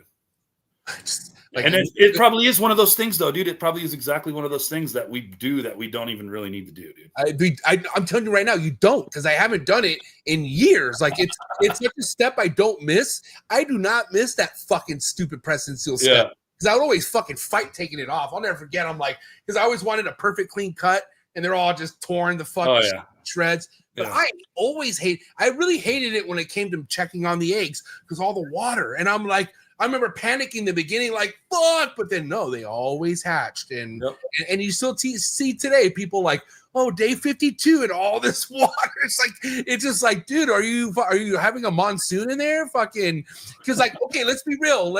I don't know. We don't see much evidence of a ball python clutch in the wild, but do you think there's raindrops dropping it all over a ball python clutch, dude. No, I'm just saying we don't need that step. I'm telling you right now, the press and seal is, unless you have a fucking super dry incubator and the humidity is fucking really bad in there, you do nothing to make the humidity go up in your incubator, then yeah, keep the press and seal. But if your humidity is pretty good in the incubator, dude, save yourself fucking a couple steps and fuck the press and seal. I'll tell you right now, it's not necessary. You could also really use a really big tub of water at the bottom of the incubator. Yeah. I mean, to keep that whole incubator real humid. I mean, there's little things you could do. You just don't need it. I don't care what your steps are, removing it before. Why even put it? Why unless you must have time on your hands, and I get it, but if you are trying to save yourself some time, you do not need the press and seal, okay? It's just one less step you have to worry about. But I get it. People like the whole process. It's kind of like, man, you remember when you learned how to roll your first blunt? You know, and the whole process of breaking up the blunt and like. I was just talking about this with fucking Andrew, dude. Yeah, like the process, dude, about breaking it up because he wanted to use one of those little grinder things, and I'm all, nah, dude, that's cheating, bro. That's cheating, dude. But you understand it, like it's a process. You enjoy the whole process, and that's why like people who do it, that's a process that they enjoy do it. But you don't need to do it. And mind you, why the fuck you want all that water on your eggs? Like, even though they make it and it's fine, it just, dude, I don't know. It's kind of, you know what it reminds me of is like, why cut that huge circle in that fucking egg? You've been seeing some of these cuts lately, bro. They're like this big. It's like someone took a machete and just goes and just fucking like tomahawks the top of it, and it's like, and there's blood everywhere too. That's what always gets me. Oh my god! Like, guys, guess what? It's coming out. Relax. Like, whatever happened to cutting it, looking at it, and like, all right, dude, I think I hit this. I think I hit that. People want to know right then and there. Why don't you just sex it while you're at it? Like, what the fuck, dude? It's fucking the whole butchering thing, man. And hey, man, you know what my thing is? You also don't have to separate the eggs unless the chamber doesn't close. I mean, that's my thing. Oh, keep them together? I keep the eggs together till there's an egg, like Jacob was saying, that is all up on the top of the chamber. You know what I mean? I kind of like them to stay together.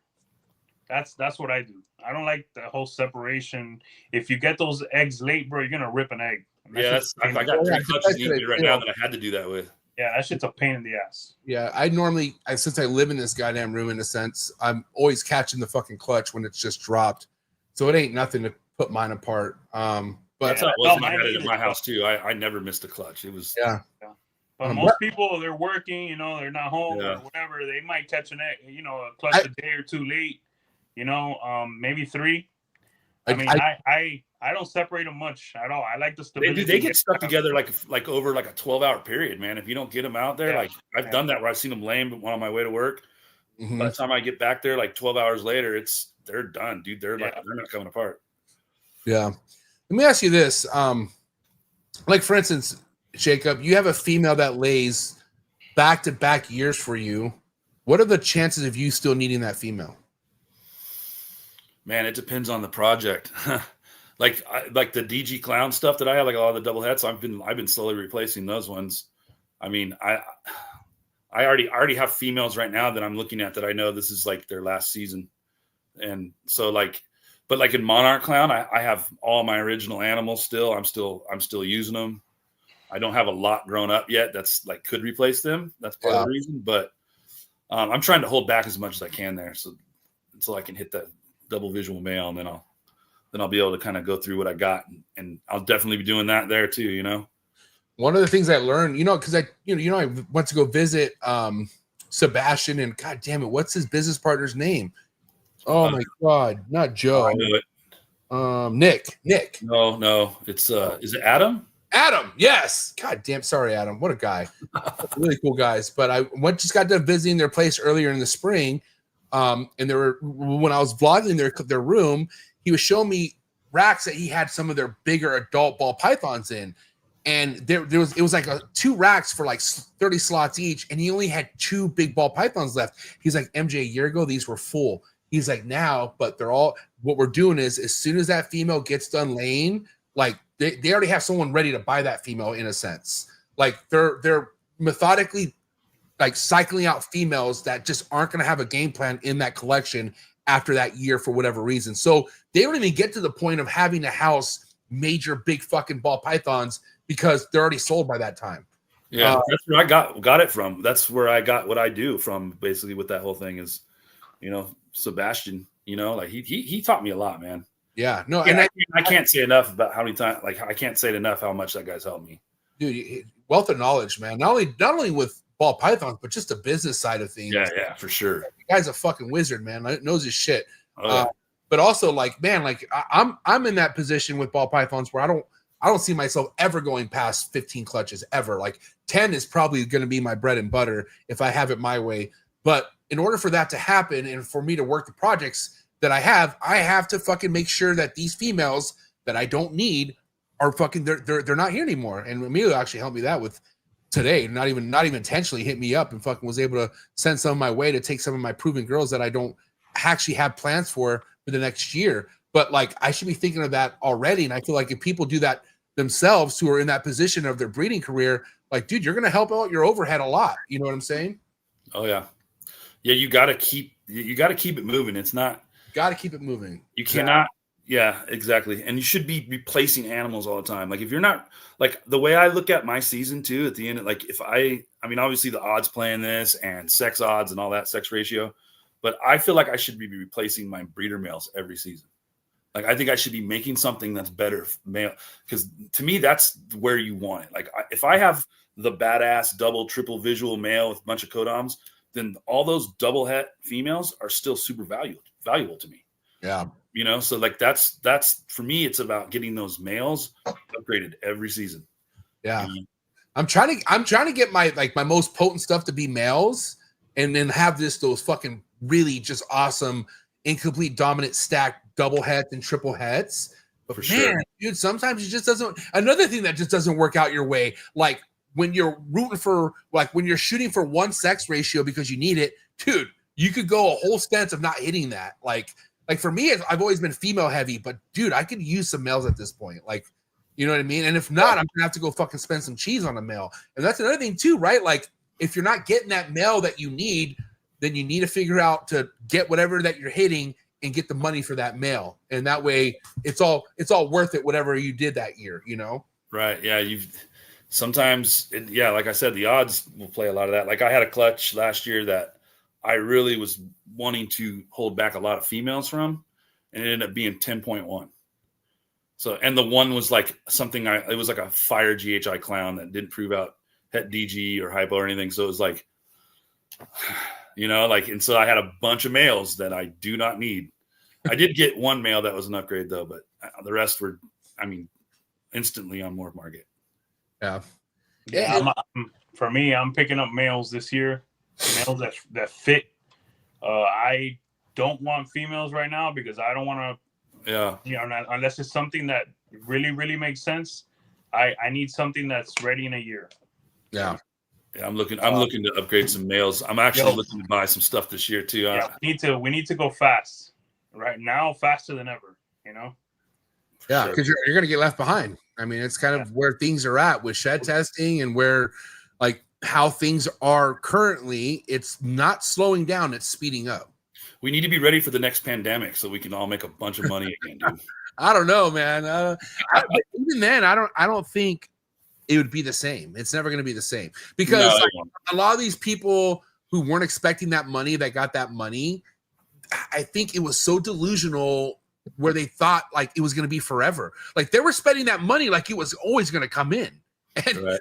but because it got comfortable like that. Like, dude, honestly, COVID's the only reason why I was able to say, fuck working 9 to 5. I'm doing this for a living.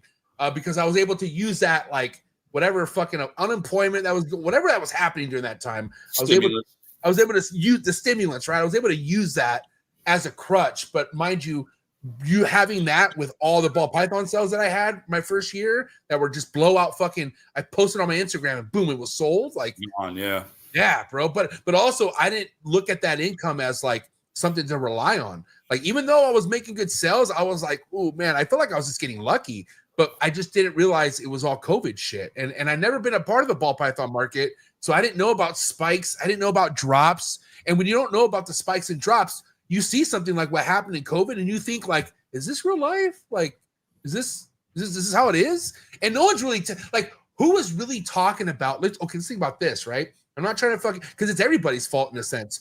Who was really bracing us for the fall in 2020 and 2021? Like, who was like, hey guys, this is really, really good, but shit's gonna really drop here. Like, nobody was telling us that this was gonna happen. And like, the opposite too. I think it was like not spoke about at all. No, and it kept shoving, like, yo, keep buying. Like, yeah, right, because it was an opportunity for a lot of people to make a lot of money, dude. Of course, you know.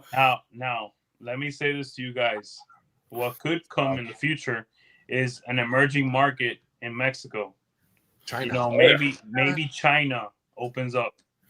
You know, maybe another emerging Asian market that's growing. Japan, that's South what Korea. That's what we fucking need. I guarantee that will happen, bro. That is much more probable. This pandemic shit, that's once in 100 years. And guess what? With what we learned from this one, the government's not going to do the same shit again. No, fuck no. Yeah, we're suffering for sure next time. Yeah. They're like, all right, everyone gets free masks. That's about it. Now, that was the worst part, dude. Now, I almost got fired from my job for not wearing a mask. Now, if all these countries start buying ball pythons, that's where prices could potentially go up a little bit again. You know? Yeah, I agree. And I think Miguel's tapped into the Mexico market. Yeah, he's building something. Eventually, it's going to open up to all of us. Dude. Yeah. We can't ignore what Japan's doing and like other countries, bro, that are going to be doing stuff maybe better than us in a sense. Like, I could tell you, Japan fucking ball python breeders already look like they keep better than us. I'll tell you that much. Like the aesthetics, like how clean everything is. It is. It's wild. It's like Louis Vuitton fucking like, holy shit. Like, but it also gives you ideas like, holy, you know, like we could really take things to the next level. So it all matters to what we're talking about. They're the most disciplined people on earth, probably. Hands down. Yeah. If you litter in Japan, if you litter in Japan, you go to jail. Like immediately. They have koi fish in their gutters. Yeah. How fucking baller is that, dude? Yeah. I don't know if that was AI, but I could have sworn I was high one night. I was on Instagram and someone's like on the streets of Japan and they go down to a gutter that like has like the grit, like the guard of a gutter, but it's like literally just all these beautiful koi fish just swimming in the water, and the water is crystal clear. And I'm like, what? And in America, all we got in our gutters is fentanyl, dude. What? Fucking what a ripoff, dude. And it's stolen sunsets. Yeah. Oh Lord. Oh my God, dude, this is epic. Okay, I want to get back to Monarch real quick. I mean, are you happy currently with Monarch and where it's at? Yeah. So another thing that kind of never is talked about too. I can hear you. Keep talking. I can hear you. A lot of people get into projects and scarcity in a project, like something that hasn't been worked a lot, is an appealing thing. If you can get into that project, it usually comes with a higher price tag. But there's a flip side to that too, where it's like, how many people are working it? So you're not, unless you're creating new customers into a project, you're selling to a lot smaller, group of people. So you've got to take that into consideration too. Like, I really like the way that most of the Monarch people that are known for, Monarch, Sebastian, there's a bunch of us that are like, Maddox Morphs. He's pushing Monarch big time. And he does a really good job too of promoting Monarch too. I know he's really out there doing his thing with it. And, I think that they've done a real good job of marketing it and kind of keeping it tight. It is a lot more of a niche project. So there's not a lot of, it's definitely not going to suffer the DG Clown dilemma. Yeah. I want to see Monarch Monsoon, Monarch Puzzle, Monarch Sunset, Monarch Black Pastel Acid Clown. Yeah. Shit like that. Sure, I can't wait to see this stuff. Exactly. I fell in love with Dark Knight Monarch Clown at Justin's. Oh God. Dude. I want to see more shit like that. I got a clutch coming. I can't make a Dark Knight, but I can make Batman Monarchs. So we'll see. Okay, how do you I guess it depends on the pairing, but that's also something that can't be easy to hit. What Dark Knight? Yeah, Yeah. monarch Dark Knight. Well, right, yeah, but I mean, just a Dark Knight in general, like popping those jeans, like I mean, unless you got supers, but yeah. All right, can we talk about lace? Yeah, I love lace. Yeah, what do you think about the whole controversial topic of lace and GHI that when RGI put out? I'm curious what your thoughts are on that. The funny thing about that is, like, I was a part of that and I didn't even know. So I had a GHI red stripe clown het DG that I paired to a lace double het, and it was her first year going, small clutch. I think I got 5 eggs, and one was like didn't have good veins; they went bad. I got a really cool lace DG het clown male that's we're going to be breeding here pretty soon. I'm excited about that. But I hatched out this animal that was a really dark, beautiful GHI. No visual DG or clown, but just a regular GHI. But it was really dark. I thought maybe it was just because it was a new hatchling. Wasn't quite sure. I sent it in to Charlie. So Charlie was tinkering with lace at the time. He was trying to like get it like nailed down, but he wasn't like there yet. I've been working with a lot of other guys and stuff. And you know, lace, there was a big problem because I think a lot of these genes, they're going to have the same problem. Mandarin lace. There's so many animals out there that are being called lace and have been bred for like 5-6 years that aren't lace. So you've got generations of animals out on the market that aren't lace, that have been called lace for 5 years. So like it's going to be a problem. So that was kind of the problem I think Charlie was having, was getting animals that were actually lace. Right. So he tested that animal and it came back as white lace. So this set off all kinds of shit. So now I'm like, well, fuck, maybe this, I got that,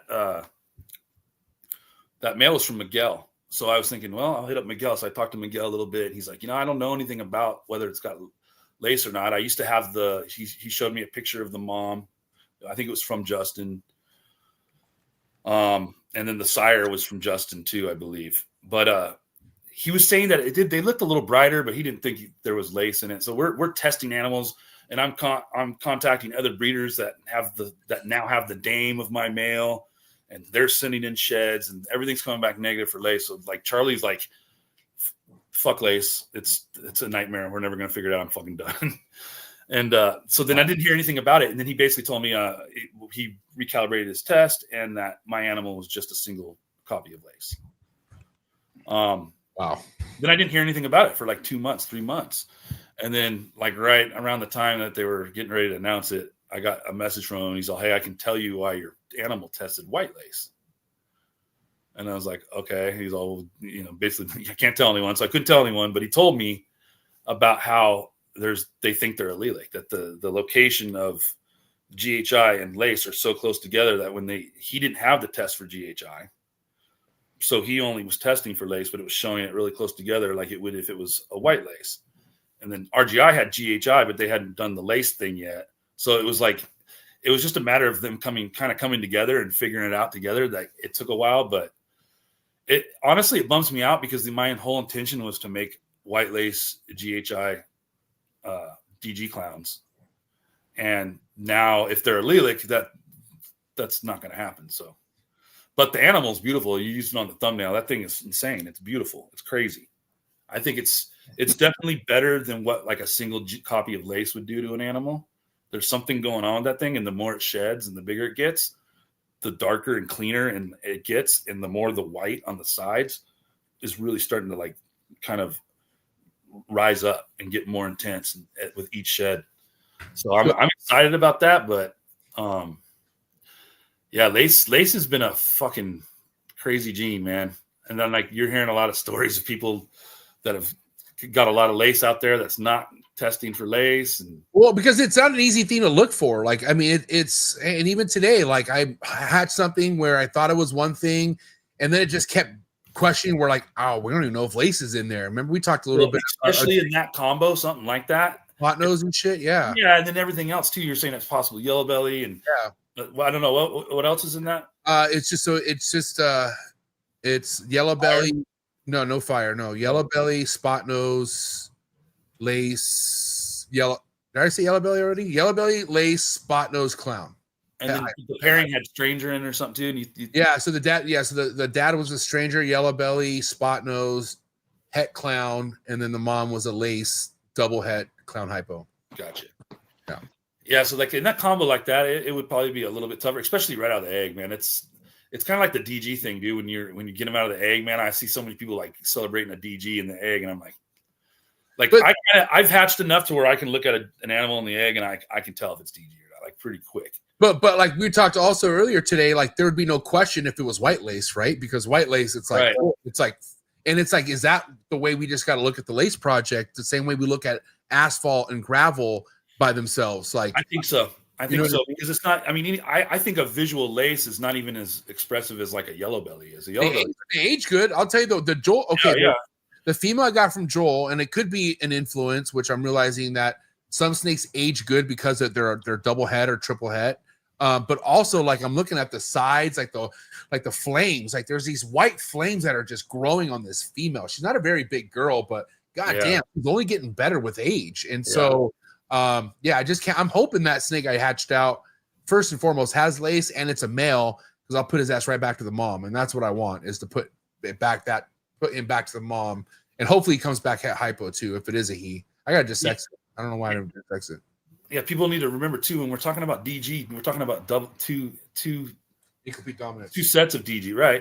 Yeah. And when you're talking about lace, you're talking about a single copy. So like, if you're going to compare it to DG, it has to be white lace. It has to be white lace, yeah. Yeah, I mean, lace still looks great. Like that lace double head girl I have, she's like 3,500 grams. She's super dark, super crisp. Yeah, I mean, but it's not a huge expression though. Like you see a little bit on the main thing for me on those is the blushing on the head, right? The stamp, compared to how dark the dorsal is. That's like the main thing that I look for. But a lot of that popcorning that people think is lace, it does a little popcorning, but it really popcorns with yellow belly, and I think yellow belly actually popcorns a lot more than you've obviously made some DG clown combos in your time. So imagine that DG clown combos, like the bold blackness it has that first year of its age, right? I was able to see a white lace clown in person compared to a DG fucking clown, and the white lace ages way better than a DG clown does. Oh, I believe it. Pattern wise, just based off the pattern. DG does. I mean, DG's really clean and really nice, but it also, I've seen some really dirty DG clowns, man.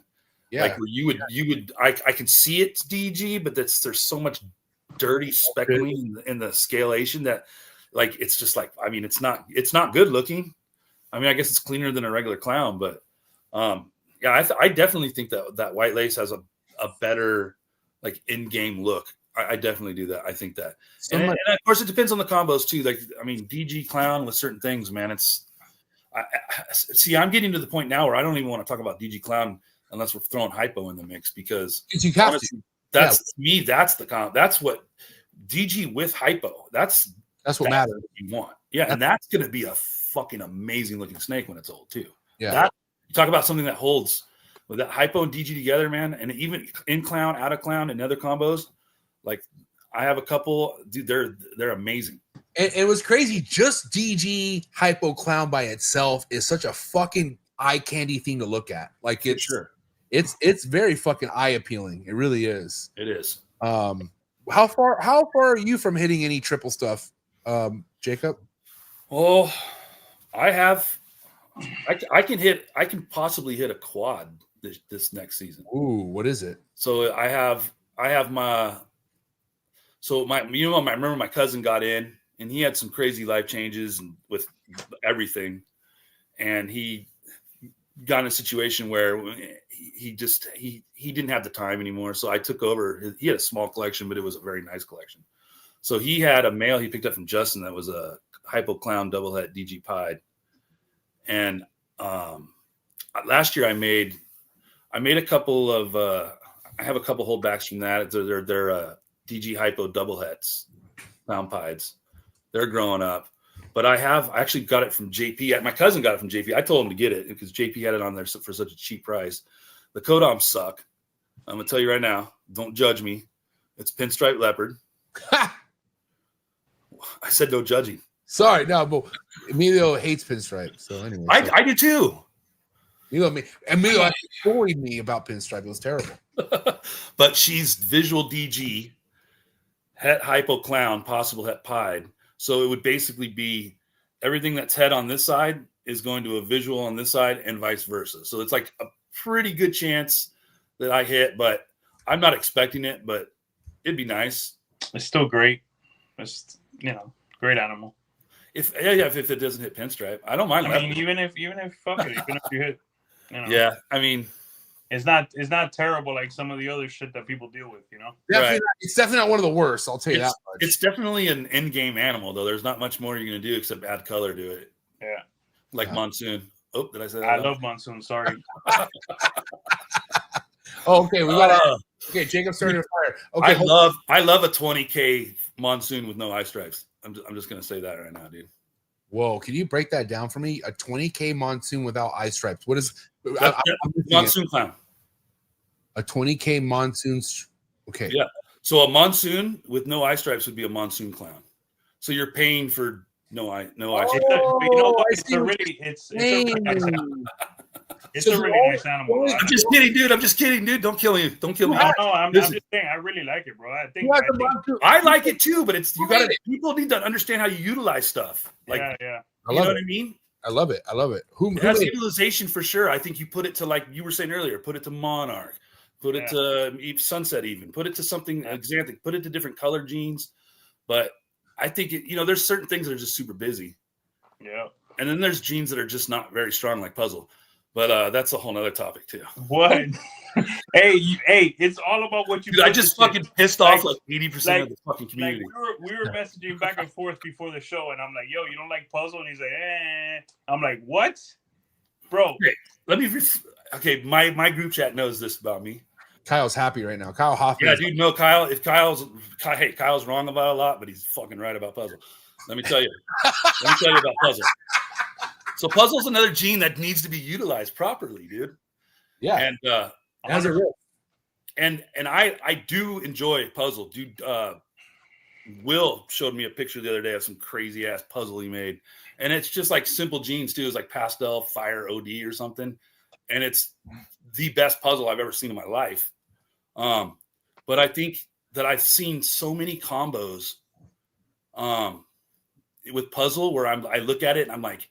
And there's maybe on a rack at a show there's 3 or 4 different examples with different genes, and I'm not seeing the variation that I want to see from an animal that I'm going to use as a base for my projects. Don't get me wrong. I mean, you can still do a ton of shit with it. You can put it in hypo and DG and all the color changing genes. Like that's what I want to see it in. But I think the problem isn't the gene. It's the way that some people in the hobby utilize it. I've been saying this on this podcast for 2 years. My puzzles have to have puzzle pieces on the body, on the dorsal, on you. I cannot work with puzzles that don't have puzzle pattern. If with Monsoon, right? Huh? Same with Monsoon. I need to have the Monsoon pattern. Yeah. So guess what? You can only do so much with that. No, and that's fine. But that's why I like Monsoon. I'm gonna have plenty of pattern. Yeah, and I'm gonna work Monsoon and I'm gonna work Puzzle, and my puzzles are gonna be tricked out, and they're gonna be like the ones that Will posted this week. They're fucking phenomenal. The black pastel hypo puzzles, phenomenal. That's what I want in my puzzle projects. I'm not gonna fucking destroy the pattern and then say the animal's beautiful. I'm not doing that. Right, and then because it's got hypo or DG or Wookie or something else in it, it has this outrageous price tag, but it's like, look at the animal, man. Yeah. I'd rather have Will's animal at that price. I'd rather pay that much more for Will's animal than I would for something like that. Yeah. I think one of the delusional fucking paintings Puzzle has painted to a lot of people in this hobby is how like Puzzle is way more powerful than Clown. Like you want to say go Puzzle, fuck Clown, which is fucking wild. Right, there's a weird, to me that's where it all goes south for me, dude. That's where because Clown has proven itself year after year and is still a fucking such an important recipe. Like especially again, if you're talking about pattern and doing something you don't expect to hit, bro. Sorry, there's no Puzzle taking over the Clown. That's fucking ridiculous. Never gonna happen. Always has been ridiculous when I heard that. Yeah, but it's strong and it has an amazing market. It's a beautiful animal. But again, why compare it? I'm not Kyle Hoffman. I like puzzle. Why are we comparing it to clown? Why do we need to do that?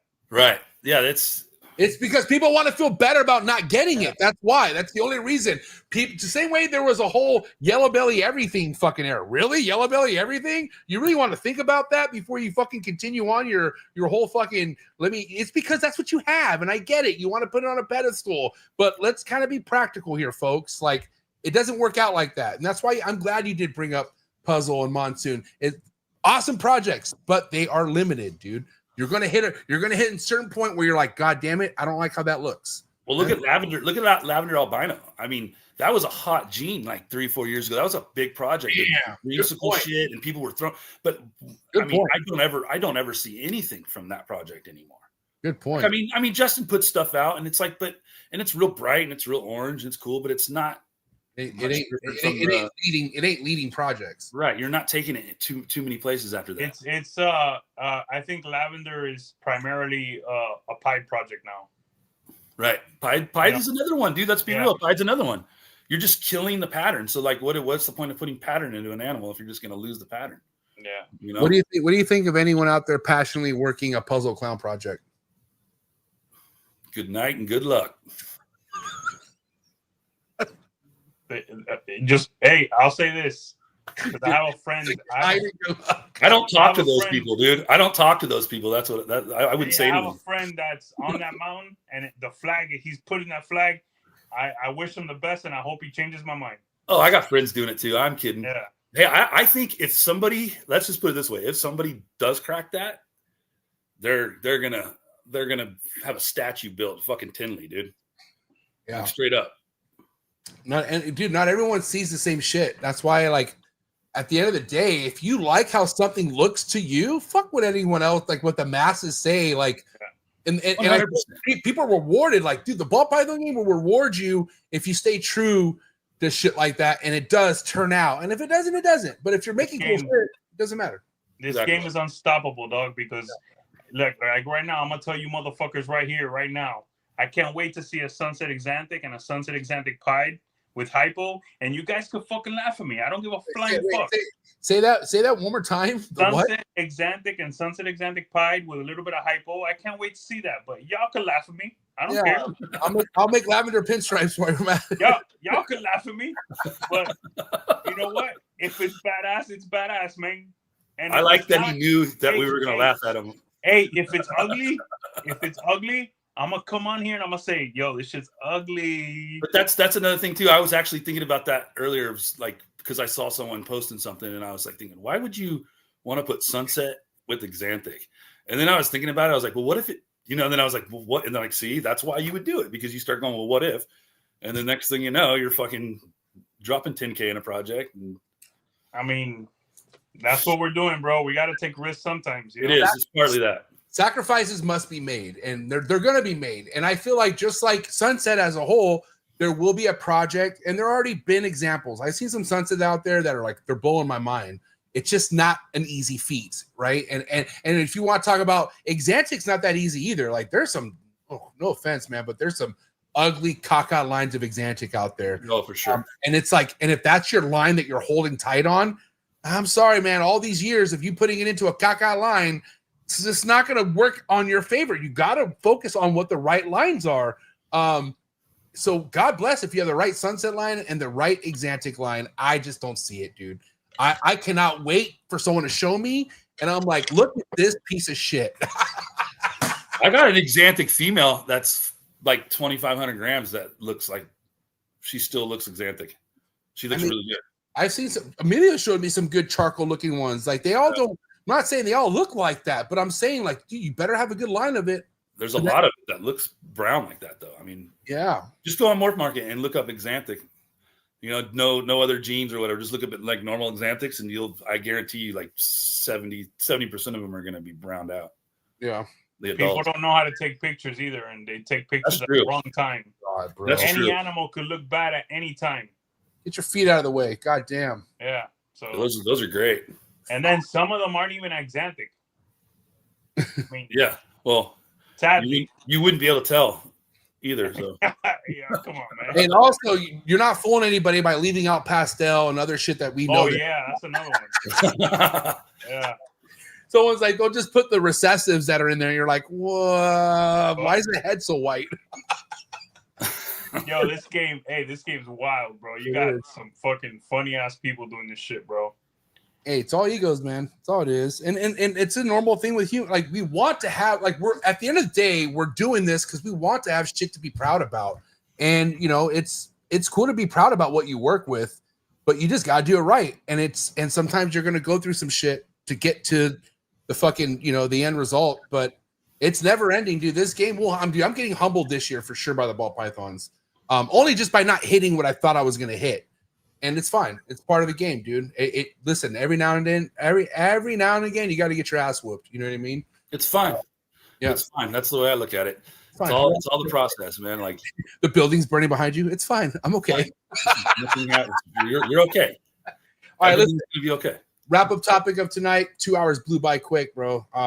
But yeah, my wrap up question before we get to Emilio's, Jacob, is maybe somebody out there listening who's already a couple years in and maybe they're hearing a lot of the negative stuff, but are unsure. What do you have to say to anyone out there who's like, let's say it is somebody who's meant to be in this game, but they're unsure about the long-term things. What would you say to that individual out there, Jacob?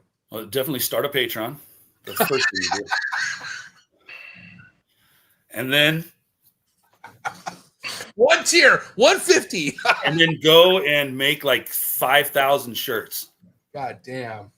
And And- charge Hey, $30. there's still And charge people. for them. Charge for them. Remember, you got to charge for the shirts. Don't forget. Yeah, like 35, 40 bucks. Oh you my know. fucking God. Like, who the fuck wants your shirt? Hey, God there's still people that for like 3 or 4 years have gone all around the country with their fucking shirts, going to end caps, asking fucking the vendors to put on their shirt to take a picture with them. Bro, this shit is fucking wild. Like, Oh man. oh God. But okay, I'm just No, curious. okay, but For the real seriously, people. Yeah, please. I would tell somebody to take their time, and like I said, like spend a lot of time, like just go on Morph Market to look, go on these group chats, get involved in the community, ask questions, but don't be telling people what to fucking do, because that's probably one of the other things that really fucks people up in the beginning too. They create a bad image by talking too much when they don't have the know-how, yet. But God damn. just stay in your lane, learn as much as you can, soak in as much as information as you can. Make sure you're surrounding yourself with people that have good intentions, that aren't trying to scrape money off of you. Like, it's tough. It's hard in the beginning like that. Like I think about it like that back then. I didn't know anybody, man. Yeah. Like I just had chats with people. I haven't even met Antoine at that point when I met you at Del Mar. I think that's when I first met Antoine too, and Andy. So like, I didn't know anybody. Like, you kind of have to take that leap. And for some people that's not easy, but you got to get out there, man. If you want to, and I'm not even talking from a business aspect, even just from like being a part of the community aspect, it's important, man. You can't, utilize the tools that you have, utilize Instagram, utilize, YouTube. There's tons of information out there. A lot of it is shit, but there is information out there that you can get and that will help you. Can I give myself a reach around real quick? Because I think this is accurate. All right, go ahead. I'm pretty sure Trap Talk or Trap brought you to Antoine and Andrew, because we were all together in a group back in the day when this all started. You remember that? I do remember that. I remember, because like I said, like I reached out to you, like, and was like, hey, you're going to Del Mar? I'd like to, hang out and get to know you. And you're like, yeah, man. And I knew you smoked and I smoked. So yeah, we smoked. That wasn't hard. Yeah, that wasn't hard. But I met Matt that time for the first time too. Yeah. God damn it, Matthew. Matthew Summers, what a guy. All right, hey, Biggie, what do you got for Jacob? All right, so pretty much, what's that one animal you could hit this season where you're like, okay, this season was a fucking success? That's easy, man. Batman Monarch. I mean, I've been trying to hit that. So my male can make that with every single female that I have. I've been trying to hit that with like 4 females for 3 years now. And last year, all of my monarch females all took the year off. Every single one of them. I didn't have a single egg from a monarch last year. So this year they're all laying. They've 2 of them. One of them's laid, one's ovulated, one's coming. So that to me is like the crowning jewel of 2025. If I can hit that, I don't care what happens to everything else. Nice. Who else has hit that besides Justin? Oh, I'm sure there's been. I mean, that exact combo, I'm not sure actually. I mean, A lot. Probably not. Yeah. And that would end. It would be a whole. I mean, I don't know, bro. If it was a female, I might sell it, dude. But if it's a male, it's staying. There's no question. Wait a minute. Okay, hold on. Let me ask you guys a question real quick. So I hit something that one of the things I really wanted to hit this year, and I'm happy about, is a female. Should I sell it because it's not a male? I'm confused. Well, it depends on the project and what you're trying to do. Like my thinking is that female's, I mean, it'll be good. It'll be great to have that female in like 2-3 years. And That's a lot of time though. Conservatively, we'll say 4 years because I mean, I've had females that don't go for like 5 years, man. Yeah. 3 to 4 zone has been my sweet spot. Right. That's where I mean, maybe it happens at 2 if you're lucky, but in my experience, it happens sometimes, but it doesn't happen enough to say that you can rely on it. So I mean, in that situation, I would see it as an opportunity to get funds to put something into something else. While something like that has a lot of value, the male is like, next year it's breeding, and I already have all the females lined up ready for it. So, I mean, it all depends. Like don't get me wrong. I should hold that animal. I know I should hold it back. I'm being fucking stupid, but I don't know. It served me well with DG Clown, man. I made a lot of money off DG Clown in my first like 2 years of breeding. Yeah. Like 2022 was a great year for me. I haven't even achieved what I made in 2022. I haven't made in the last 2 years. I also haven't produced as much, but like it served me well, and I'm still in a great spot with that project, and I'm still making crazy shit, and it's just getting better. And I'm not, again, back to the process. I'm not in a hurry, man. I'm not really in a hurry. I did hit a monarch clown. I think I've told some people this. I did hit a monarch clown. It died in the egg back in 2023, 222. That's like the thorn in my. That's like when Emilio asked me the question. Like that's what I want to hit.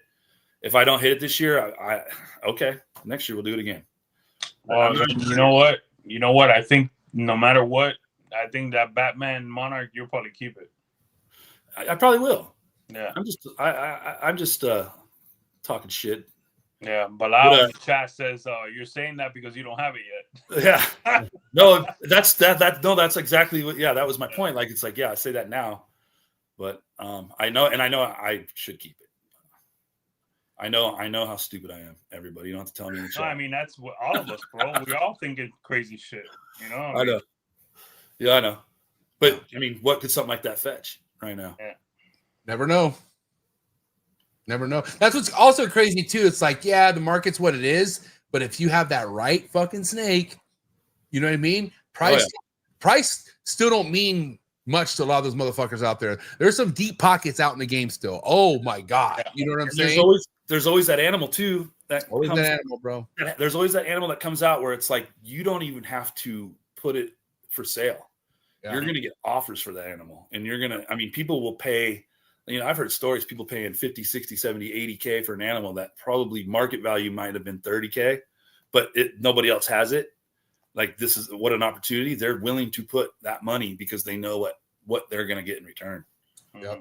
And that will always be a part of what we do. Like, there's always that part of the realm of like what feeds this hobby is the big sharks like that. You know what I'm saying? The risk takers, Yeah. But man, great episode. I appreciate it. We do got these round 2 hot seat questions for you before we let you go. Are you cool with that? Because you don't have a choice anyways. So yeah, I'm good. All right, guys, do me a favor. Hot seat question part of the episode. Let's get the likes up, please. This was a great episode. We had just about shy of 100 people the entire time. All right, we had quite the crowd. So let's get the likes up, please, before we end things tonight. Jacob, you know how these work, man. The quicker, the better, right? All right, I'll try. Here we go. Hot seat questions coming in hot. Here we go. First thing you would feed a baby ball python. Fuzzy. One thing you would feed an adult female breeder ball python. Small rat. How often? Once a week. Least favorite incomplete dominant. Pastel. One underrated recessive out there. Ooh. Fuck. Not puzzle. Fuck, I don't know. Shit. Hypo, dude. Hypo. Still fucking underrated. All right. What's one reptile show you would love to vend that you haven't vend yet? Tenley. All right. That's easy. Tinley. So Tinley's like a big goal of yours? I'd just be cool. All right. It'd be cool to like do that whole thing. I've only vended like in my own backyard, so. All right. Besides what you said, what you could hit this year, what is a must fucking ball python project you have to hit within the next 3 to 4 years? Oh shit. Well, I'd like to hit a multi-codom DG clown paint. Oh shit. Okay, give me an incomplete dominant. One that would. Oh man, something like that. With what I got, I would say like a GHI, spot nose, red stripe. Damn. I got hurricane in the project too. That'd be sick. Has anyone made any blackhead paint stuff yet? I'm curious what blackhead and paint would do to each other. Yeah, I'm pretty sure. Danny, Portuguese pythons. Oh shit. I know. I actually have a het, blackhead yellow belly het paint from him, a female that I bought 6 months ago. Emilio, take us home, buddy. All right, man. Keep one. You have to keep one, okay? All right. Keep Monarch or DG. Fuck. Oh, dude. Two loves. It's like, but it's also utilization. Oh man, DG. Damn. Really? Yeah. I can do more with DG. Wow, I'm surprised. It's true. Keeping it real. All right. DG or hypo? Yes. Guess what? Yes. DG and hypo. Both please. You're gonna take a shot, okay? If I had to choose one, I'd still take DG. Oh. Yeah. Okay. Stranger or Cypress? Oh god, dude, they're like my favorite jeans, dude. Stranger. Hurricane or Lace? Fuck, dude. These hurt, man. If in those forms, Hurricane. All right, so now I'm gonna give you four base projects, and I know you don't work them, but you have to pick two. All right. All right. Monsoon, Sunset, Puzzle, and Zebra. Which two are you picking? Monsoon, Sunset, Puzzle, and what was it? And Zebra? Fuck. Well, I'd probably pick Monsoon and Zebra. Damn. Okay. All right. So I'm going to give you these three codoms. It's actually 4, but to me it's 3. All right. And you're going to pick 2. Stranger, Acid/Confusion, and Blackhead. Pick 2. Stranger Acid. Okay. That's all I got, brother. Are you building me the perfect snake or what? Nah, you just weren't the easiest person with these hot seats. Dude, but you picked all, but those were like the hardest fucking questions to answer, dude. Like you're like, which one do you like best? Your 2 favorite jeans. Go. No. It's like it's making decisions. You know, at the end of the day. You know, you have to decide what's more important to you. That's it. I feel like I could have answered. That's what I'm doing. I'm putting your feet to the fire. It hurt. It hurt. Yeah. Hey, great round 2, bro. Great to have you back here. I know this won't be the last time for sure. So what do you have to say to anyone out there who tapped in that really enjoyed tonight's episode? Like I said, just shy of 100 people the entire time. So what do you got to say for all the love and respect you got out there, bro? All right, but before I do that, I just wanted to say something. Have you Sure. ever noticed that Dave Levison looks like the illegitimate love child of Justin Kabelka and Gallagher? What? Dude, look at Dave Levinson in the face What? He does not look like a mix between Gallagher and Justin Kabelka. Dude, I see Gallagher, but I don't understand how they. In the eyes. He's got the Justin Kabelka eyes, dude. Oh my God, he has the Kabelka eyes. Kabelka Yep, does not have eyes like fucking Dave Levinson, bro. Well, Justin right now is doing the. It's not necessarily the eyes; it's the look. I'm pulling it up right next now. time you look at him, next time you look at him, you'll see it. You'll see a little Kabelka in that. Oh, here are some eyes right here for us to look at. Oh wait, I can't even pull it up. Oh, here it is. Yeah, hold on one second. Let me pull this. I definitely see Gallagher, dude. Like I completely see Gallagher. Okay, so imagine Justin dressing up like Gallagher, and that's Dave Levinson, dude. Yeah, I feel like people only watch Dave's podcast just to see him stare into the fucking. Dude, that's the same look that Justin looks at his fucking white lace with, dude. Jesus Christ. Hey, happy belated birthday, Dave Levinson. Emilio just left. You can have it. You can handle this shit. The eyes. Okay, now what do you have to say to the people who rock with you out there now? Hey, appreciate you guys tuning in. I got a great circle. It keeps getting bigger, and appreciate all the love and appreciate you guys. And MJ, it's been a long road, man. Like you said, we had ups and downs, but it's always been just, day one, It's all love, dude. Yeah, and I recognize your loyalty, man, and I appreciate everything that you do for the hobby and just you being a real one, man. I feel like speaking from the heart and speaking from your experiences does more than swapping stickers. I really do. So I appreciate everything, dude. Where can people follow you at? Can I drop my Patreon here? Yeah, drop it all. Yep. I'm on IG. Sybil Sybil.serpents. Yeah. Cool. I have a really cool chat group, but it's super exclusive. And we talk a lot of shit. So if you can't handle that, you probably shouldn't even request to join, but you can go on there. It's like my free Patreon, dude. Imagine that, dude. I can talk, and there's a lot of heavy hitters in there. We got Will in there from RCR. There's a lot of people in there, a lot of information thrown around. Steve from Las Vegas Ball Pythons. Nice. Just to name a few off the top of my head. I can't remember everybody right now. I'm high, sorry.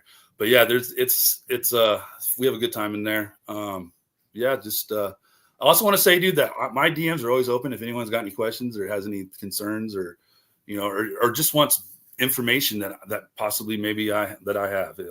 I'm an open book on all accord. Fuck yeah. Well, I'll put the link to Jacob's Instagram in the description below. Go give him a follow. And cannot wait to have you back some night, man. Appreciate it. But give it up. It's a wrap for Jacob. Sybil Serpents, ladies and gentlemen. Good night. Thanks for coming on. Thanks, Jacob. Have a good night, bro. Appreciate you. Fucking good guy, man. Good episode. Great. It's fire. What'd you think? Great. It's great. Go get some fucking rest, dude. Yeah, we went long today. Hey, Jacob. Hey, you know what? It's good for people to get to know Jacob. Jacob's a nice guy, bro. I know he could come off as a lightning rod here and there, but I mean, he's fucking awesome, Yeah, I mean, so I'm glad I got to know him. He's a great guy, man. If you just want to kind of talk about the knowledge behind things, dude, can't take that away from him. The guy knows his shit. But yeah, great episode. I appreciate you guys. Please, Villarino Reptiles on IG. Go subscribe. Appreciate you so much. Give it a wrap. It's a wrap for Piggy, Top G, ladies. All right, bro. Later, guys. All right, have a good night, Emilio. Appreciate you so much, dude. All right, guys. Thank you so much. Anyone out there, this is your first time watching, please hit that subscribe button for me. Hit that notification bell. Select all. You'll be reminded of every single podcast. And again, man, what a good crowd tonight. Please get the likes up. Let's hit that like button for Jacob. Shout out to Lemmy Krug, man. God damn, this one went ballistic on the super chats. I will be donating these super chats to Vin Russo and his GoFundMe. So, yeah, thank you so much, Krug. Really, really means a lot. And again, guys, if you're looking for exclusive content, make sure you come join the Trap Talk Patreon family. Simply click the very first link in the description below. Connect to the Discord and also connect to the Instagram group chat. If you want to talk about diversity in the reptile game, where to learn where some of the best species kept are, Trap Talk Patreon family is the best place for that. All right. So Patreon members, you guys are my heart. Shout out to all my sponsors. You guys can find all my sponsors information in the description below. But before we do, please check out my sponsors. Have a good night. I'll catch you here tomorrow for All in the Tree Tuesday. And yeah, Peace. One of the biggest growths we have in the reptile industry today are the rare species of reptiles that aren't worked with. That's right. That's why I went ahead and partnered up again with Brian Susan over at SUNDOWN Reptiles. Brian works with species such as kahua geckos, gargoyle geckos, all species of tree monitors. He works with Abronia and many other cool species geckos that you can check out all on his website. Head over to sundownreptiles.com, see what he has available. Brian's one of the best doing it in the reptile industry today. He's been on the show multiple times, so make sure you check out all of Brian Susan's episodes on Trap Talk Reptile Network. But more importantly, for the highest quality of captive bred reptiles, make sure you head over to sundownreptiles.com and make sure you give him a follow on Instagram. Thank you again, Brian Susan over at SUNDOWN Reptiles. One of the things I love about being a part of the reptile industry is all the learning, okay? Learning can be fun, and I can prove that to you. Thank you so much to today's sponsor, Gary Scavino over at GS Reptiles. I highly recommend you head over to his YouTube channel, follow all this man's content when it comes to learning about rare species of snakes you could be keeping in the hobby, and also just finding out how easy a lot of these rare species of snakes are to keep in general. So thank you so much, Gary Scavino of GS Reptiles. Again, head over to his YouTube channel. Also head over to his Instagram to be on top of all of his current work and be ready for a big year over at GS Reptiles. Thank you so much, Gary, for your ongoing support. I really appreciate it. Cheers.